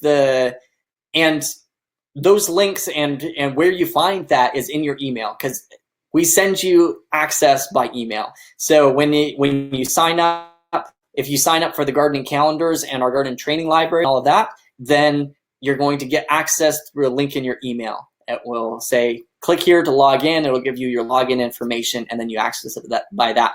Sometimes that ends up in the spam folder, so you'll want to check your spam folder if you don't see it there in your main inbox. And if you still don't see it, shoot us an email, and we'll manually get you in. Every once in a while, we have to do that. Wendell says, the $15 option appears to have the same elements as the Born to Grow Pro program. Yes, you are right. So as a current member, definitely don't sign up twice. It is the same. It kind of transitions from our Born to Grow Pro member to our elite membership level. So you should be all set, Wendell. Michelle says, companion planting, Three Sisters method. I think we just talked about companion planting there. Marcia says, can I chop up oak leaves and use them as mulch in my garden? Yes. Yeah, for sure. Yeah. Absolutely, do it. Leaves make a wonderful mulch in your garden, and they Yeah, they decompose into your garden, add a lot of good organic matter too. The one thing I would say is that, again, if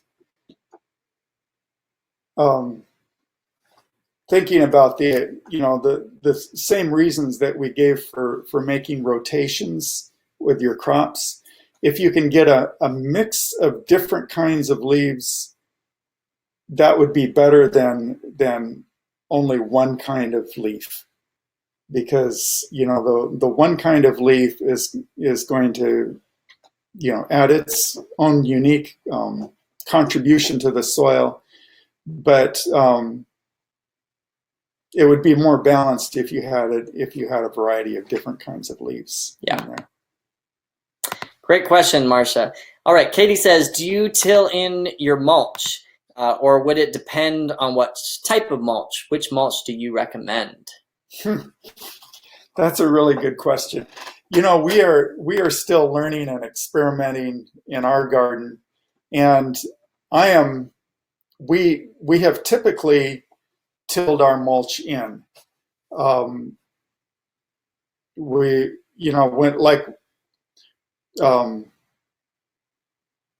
If we grow a green manure cover crop, we'll till that. We'll cut it down and then till it in.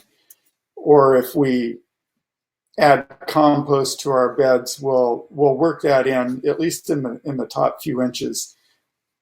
I am interested in and planning to do some tests with not tilling it in this next season. I want to see how that works. And I'm reading some things and hearing some things that makes me think that it might work nicely. And so I'm going to try it. Cool. All right, good question, Katie. All right, Jean has a question here. I downloaded the garden cheat sheet and the planning worksheet, but I can't seem to download the plug and play garden plan. Can I get that from the members plan?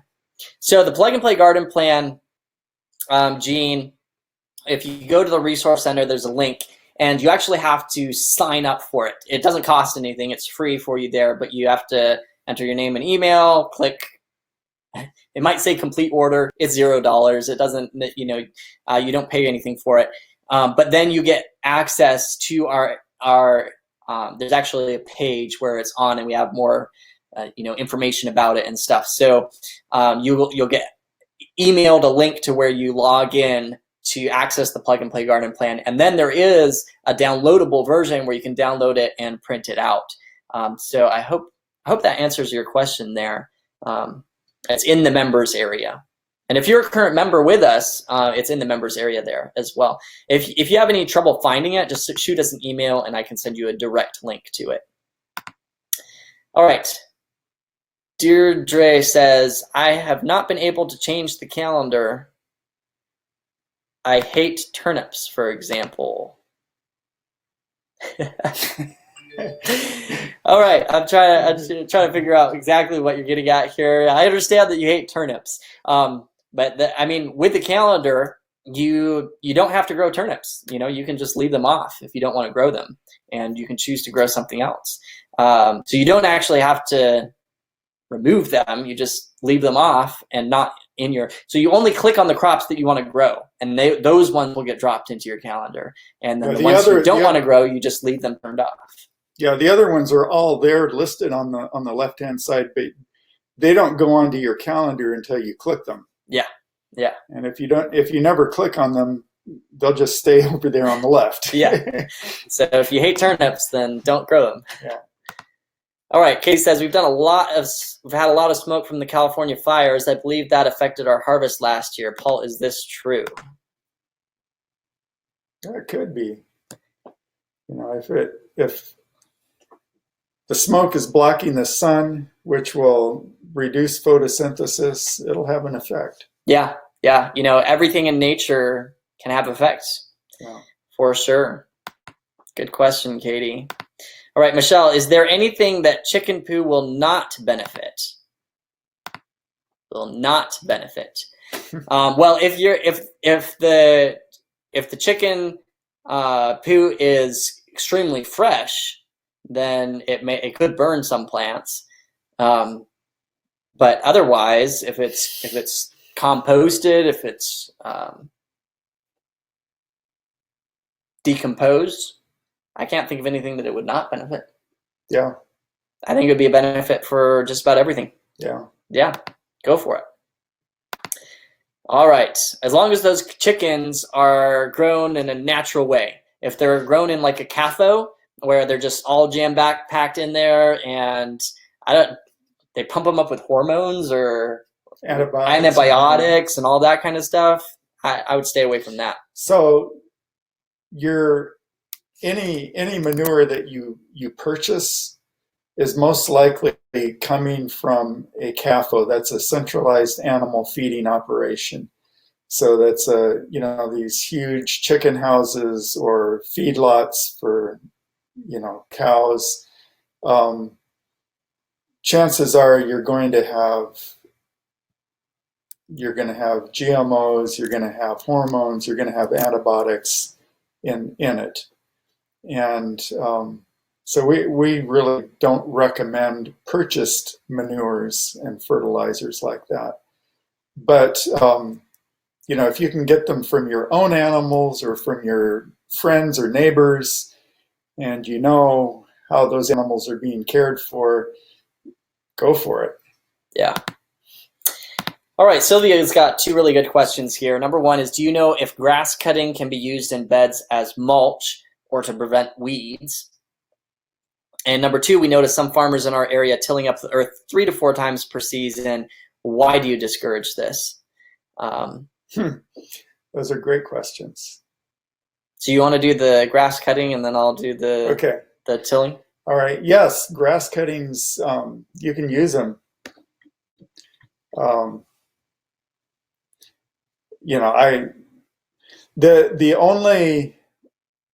The only thing about grass cuttings that I might question is they can sometimes kind of mat together. You don't want, if you notice that it's starting to mat so that it would shed water instead of water, being loose and water being able to go through it. I would either, just manually stir it up so that it doesn't mat. Every once in a while you might just need to loosen it up so that it doesn't mat. Or you add some other organic matter to it so that would help to prevent the matting. Some compost or leaves or something else. But other than that, I think that's the only concern I can think of right off. Yeah, I mean, the only other thing I would say is if your grass has gone to seed, then you don't want to use it. Yeah.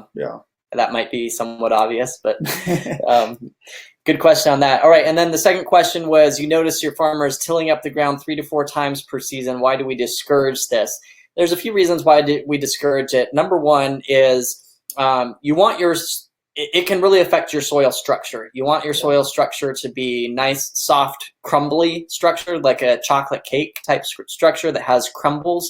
So you've got air spaces in between those crumbles. Air is able to get down into your soil. Water is able to get down into your soil. And when you beat it up with a tiller, it's like putting that chocolate cake into a blender and just blending it up, and you really just like powderize your soil over time. So, and you lose that beautiful structure. So that's one thing. Second thing is that a lot of people don't realize how much life is in the soil. There's a huge amount of microbiological life, microbes, and fungi, bacteria in the soil, microbiology in the soil. And whenever you beat it up like that, you're beating up that life as well. And that structure gives them places to live. And when you beat it up, you powderize it. You're also killing a bunch of that life, and it just generally damages the soil health. Yeah, it's just not a natural thing. And the fungi especially, fungi tend to send out hyphae. They can send it out long distances actually.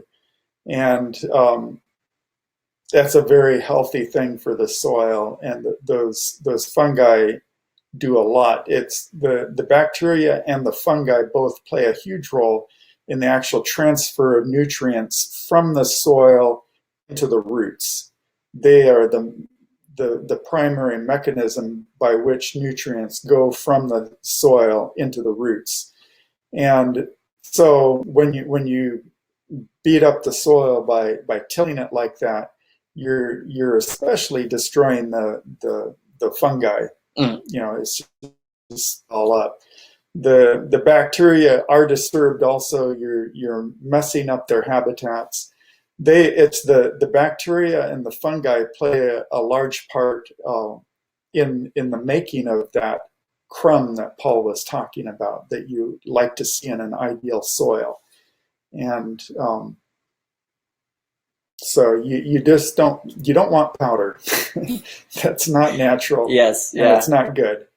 The one time that we say that it's okay to till your garden, like using preferably there's other methods than a tiller even, but if you do it, would be if you're putting a green manure back into your soil, like a cover crop or something like that, Yeah. where you're adding organic matter back into your soil, and that is kind of counterbalancing the damage that it might be doing to the soil at the same time because you're adding that green manure in. But like I said, I'm really wanting to look more at this idea of not even, just putting the mulch on the surface. And, that's the way nature works in the woods, in the fields. It has a mulch on the surface, and the life in the soil works that down into the soil. And yeah. I want to see how it works in my garden. Yeah. All right, great questions, Sylvia there. All right, Elaine says, do you ever use aeroponic gardening? Very good question. Yeah, and we don't. No, we don't. Unfortunately, I can't say that we do. Thanks for asking, though. Yeah, we really do value and like to grow in the soil, though, because I feel that that nature is a very intricate and complex web of relationships and systems that are working, and they've been set up to work right. And as humans, we have learned a lot. We know a lot about how things work in the natural world, but we're far from knowing it all. And I really do not think that we have the ability to replicate what's going on in nature. We don't know the intricacies. Yeah. Good question, though. All right, Wendell says, does that mean as a Pro-Elite member, I already have access to the calendar? Absolutely, Wendell. If you go into the members area up at the top, there's a place. Actually, I'll just show you here real quick so that you can see it for yourself, and anyone else that wants to see it. If you all join to get your calendar, this is how you would set it up. You come into the members area here, and just make sure that it's showing up. All right, there we go. Come into the members area here, and up at the top, you'll see, gardening courses. This is all of the courses that you have access to, and there's right to the right of it is your calendars, and there's a link here that says set up your personal calendar. So then you would click that link to set up your personal calendar. It's where you send us your zip code, and we'll get your calendar set up for you. And then definitely go through the gardening calendar training, because that just goes step by step through the different aspects of the calendar, and you really get the most out of the calendar by using this and what we just taught you today. So just encourage you all on that. All right, next question. See if we can get through these here. Katie says, what is a green manure - cover crop? Katie, in short, that's where you grow a crop. You grow a crop in your garden space, and it's usually much more thickly than you would regularly. And instead of planning to harvest it, you grow it just for the purpose of tilling it back into the soil, because all of that, all of that matter, that plant matter, adds organic matter back down into your soil. So if you've got a time in your garden where some of your garden beds are just resting, you don't have anything growing in them, then you could put in what's called a cover crop. And it could be like Harry Vetch's one, rye, winter rye. That rye is a grass, and you just sow it in there thickly, let it grow, and then before it goes to seed, you go in there and you till that back down into the ground, or you harvest it, take it out, put it on your compost pile. And I want to clarify though, Paul, you said rye is a grass. It is, but there is a rye grass, and there's the rye grain. We're seeding the rye grain. All grains are grasses, but I didn't even know that there was a. Yeah, there is a rye grass. Is it spelled differently, like WR, or is it? I think it's the same. It's the same. Yeah, it's kind of confusing. That's cool. Yeah. See, I told you guys, my dad has this wealth of knowledge that. Anyways, we like to, when we're growing a cover crop, we like to mix a legume and a grain. So, for example, in our hoop house for right now, I've got a cover crop of wheat and Austrian winter peas that are growing. I seeded them just a bit ago, and so they're just starting to put out their roots. But I'm going to use that as a cover crop and as a mulch. When it gets up and I'm ready to plant in the beds, I'm going to cut it down and leave it there as a mulch. Awesome. All right, great question, Katie. Next question here, Teresa, do you use mushroom compost? Yeah, we have. We've used mushroom compost in the past. We're not using it right at the moment, but definitely mushroom compost can be good, especially if you can find like an organic mushroom compost. Yes. All right, Marcia says, what about coffee grounds in your compost pile? Yeah, my sister who lives in town is collecting coffee grounds and bringing them out to me whenever she comes. So you can use them. You just don't want to overload your compost pile with coffee grounds. Yeah. Actually, what I'm doing right now is I'm wanting to get a little nitrogen into some of our lettuce and all, and I'm just scattering it around on the ground under the lettuce. Oh, that's cool. Very cool. All right, Jennifer says, have you tried wood chips as a mulch or on the pads? All right, we're taking these last two questions. We got this question from Jennifer and Katie, and then I'm looking at the time, and we're running close to our end time here. So we're going to take these last two questions, and then we're going to be wrapping it up for the evening. We wanted some time to do our drawing as well. So, all right. So Jennifer, have you tried wood chips or as a mulch or on the pads? We've done wood chips on our flower beds out here, and that has worked. It's worked pretty good for the flower beds. Yeah.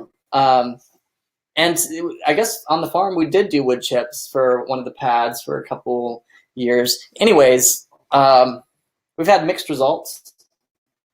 I really like wood chips for perennials. I'm a little nervous about them for annuals. The thing is, wood chips are great as long as they're on the surface of the ground, but if they start getting down in your soil, they're going to tie up the nitrogen in your soil for a while until they get broken down. And because they're a little bit big for organic matter in the soil, they can tie up nitrogen for a while. It might be for a season, a whole season, or more, depending on how much you have there. So that's my concern. And what you'd want to do is you want to pull them aside in order to transplant into them. And I think that's doable, but still I just know from practical experience that, when I dig a hole to put the transplant in, and I've got wood chips right there, a few are going to get knocked in. It just tends to happen. But probably the biggest concern though is like when I'm, if I have root crops planted in there and I'm digging them out, the wood chips are going to get down in the soil.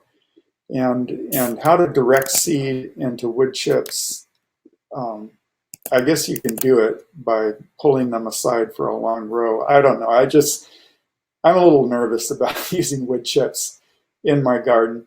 Now, there is a farmer that I'm acquainted with who likes to use wood chips in his aisles, and he'll put them in his aisles and let it be there, sit there for 2 years, and then he'll scoop his aisle and throw it up on his bed. I feel a little bit better about that because then they've had a chance to start to rot in the aisle, and then he's throwing them up on his bed, and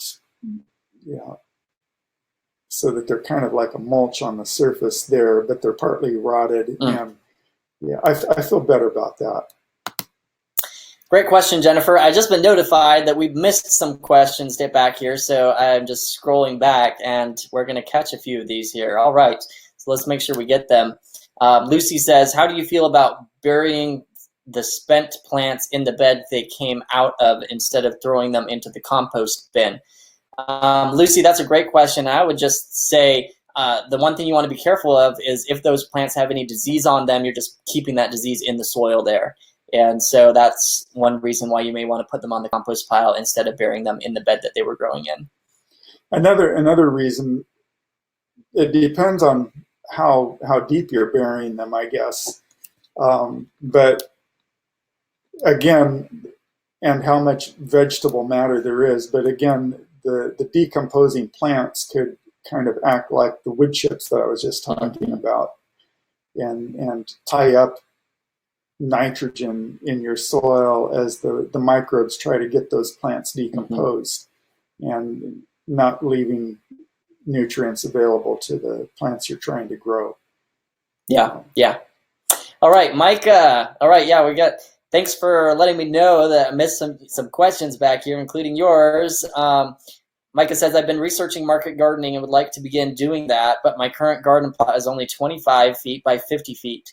Is that enough to start with, or do I need more space? That's a really good question, Micah. And it was awesome talking with you the other day about the Broad Fork. I think that was with you. Oh, yeah. So I would say, 25 by 50 feet it's a small space. You can still grow a lot in that space, and it's never too late to start market gardening. Even if you have a small space, you can always take your produce, extra produce, or all of your produce to a local farmer's market and start your own little mini stand there and sell it. Now, it is true that there's just buyer psychology that if you're at market, the more produce that you have on your table, like if your table is filled to overflowing, then more people will come and purchase from you. So if you only have like 3 tomatoes, people are less likely to take your 3 tomatoes. But if you've got like 100 of them, then it's just a buyer psychology. So you do want to stack them high and let them fly is the little saying that farmers market people use. Stack them high, let them fly. So you want to fill your table as much as possible. You can grow a lot in a 25 by 50 foot, and I would encourage you to get started.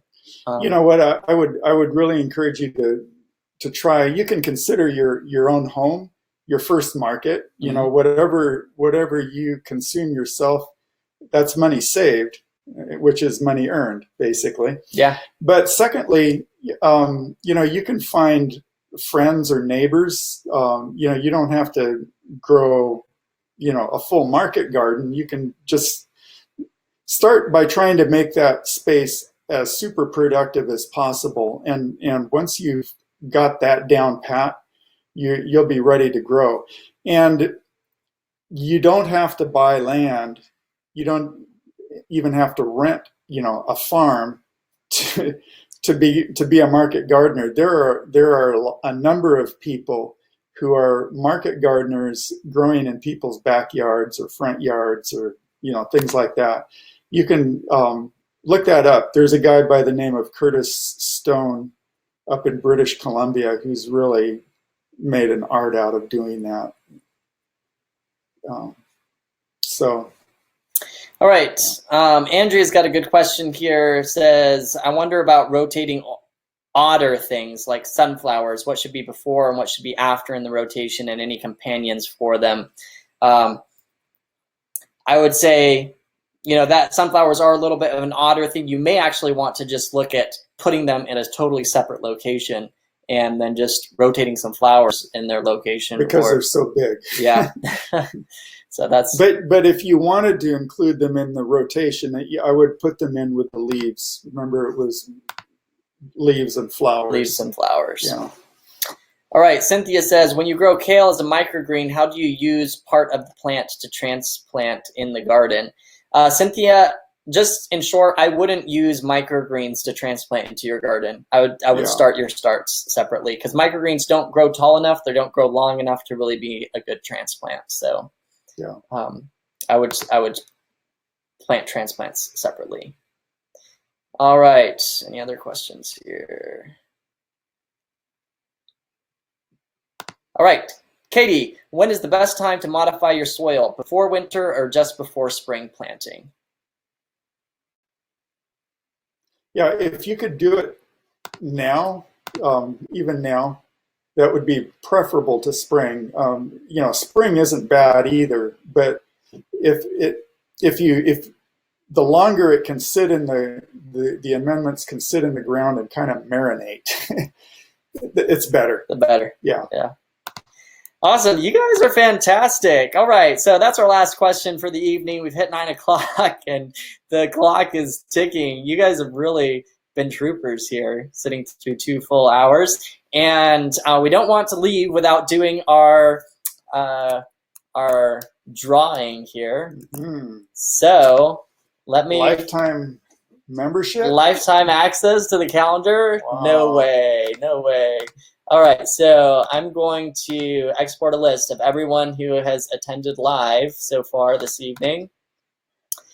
Everyone who has attended the live session. Dun, dun, dun. Export list. Okay, so I'm going to pull up this list and look at how many of you all have attended live here. And it looks like we've got 81 people who have attended live. Now I'm going to hide your emails so that I don't have a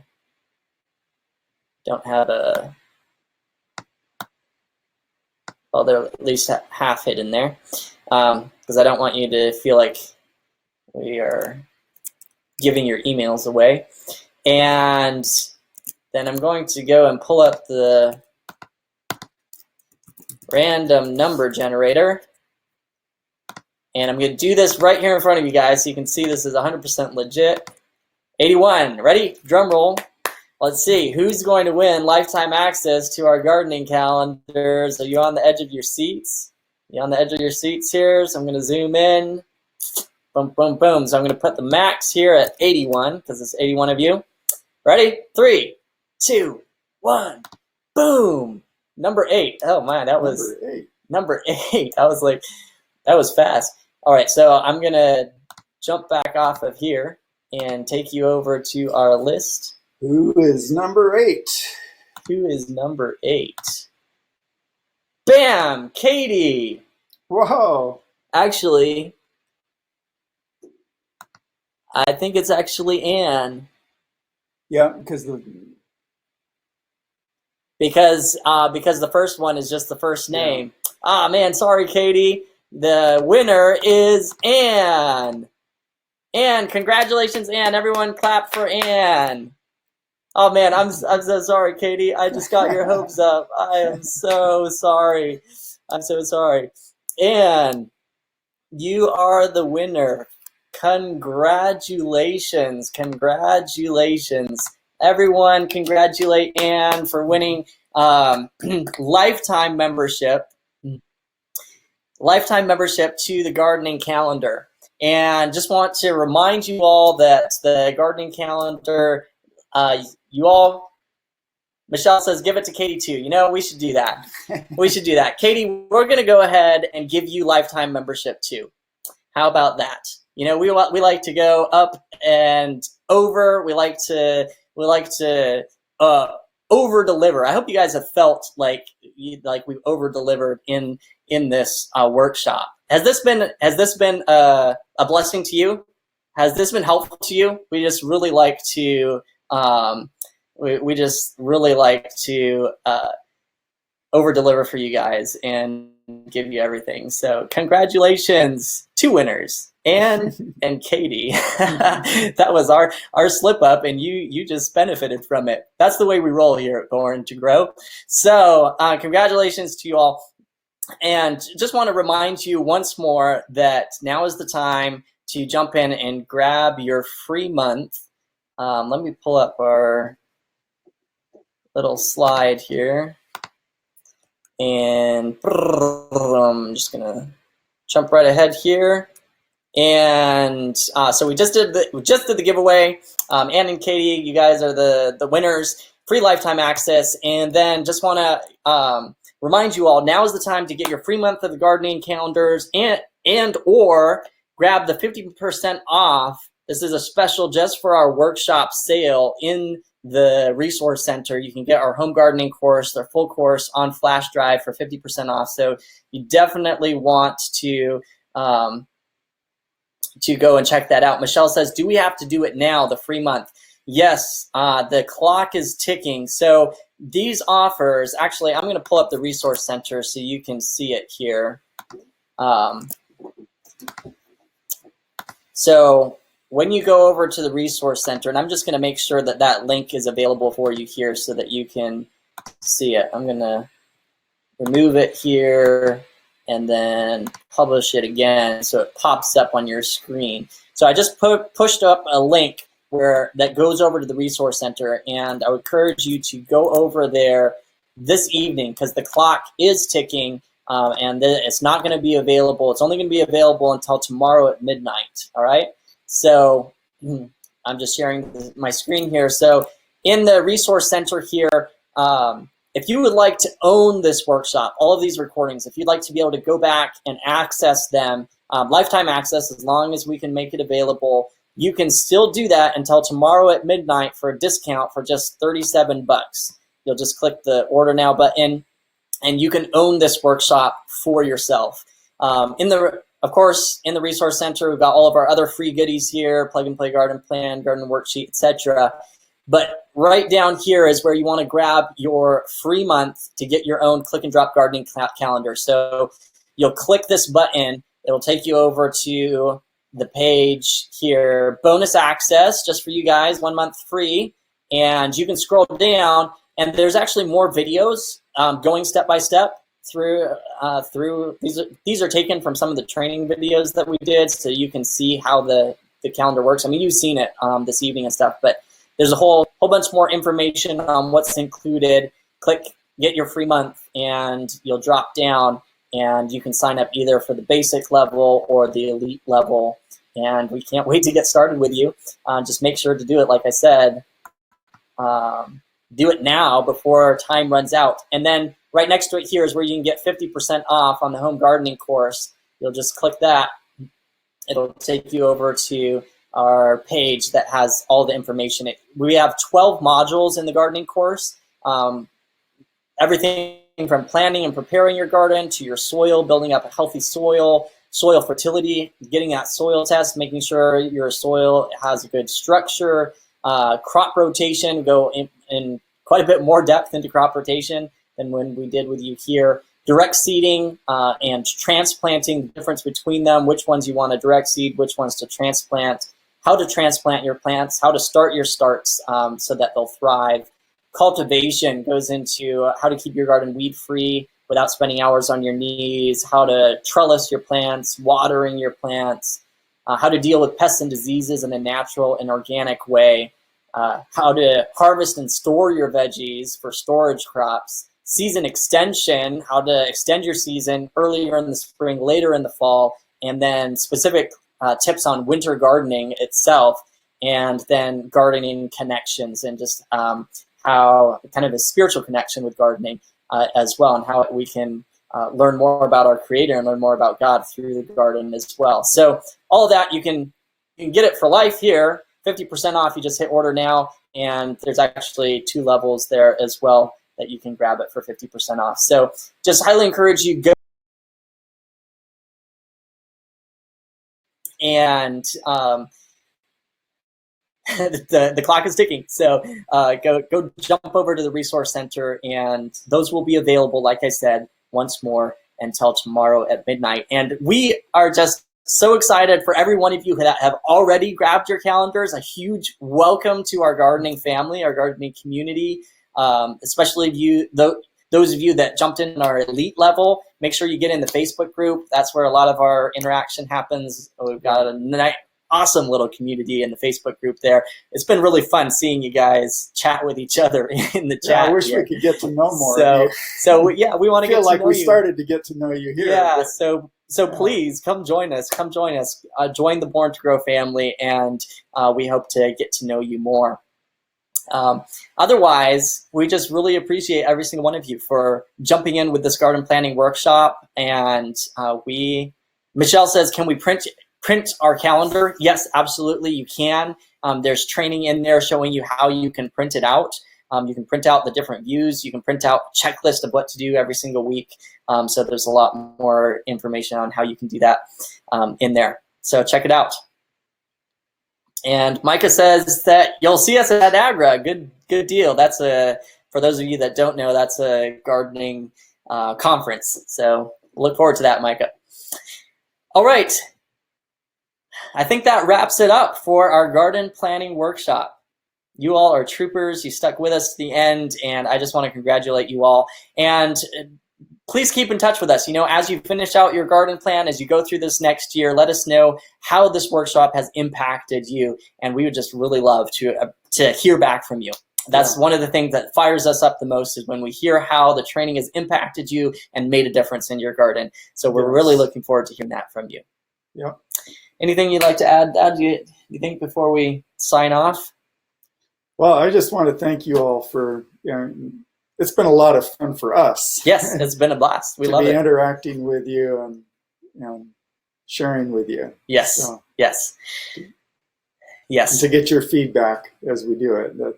It's really fun. You've been a great group. You've been a fantastic group. Yeah. Fantastic group. So high fives to everyone. And one last little plug and reminder: if you want to own the workshop, if you want our home gardening course or calendars, go over to the Resource Center and grab them before the clock hits 0, because it's all ending tomorrow night. I'll be in touch by email. I'll send you out the recording for this class here tonight, the links to the Resource Center, all of that I'll send you out by email. So you guys you should be all set. All right. Okay, thanks so much. Good night. Yeah, good night. We hate to say goodbye, but the time has come. Good night. Bye-bye. Until next time, God bless you all. Bye-bye.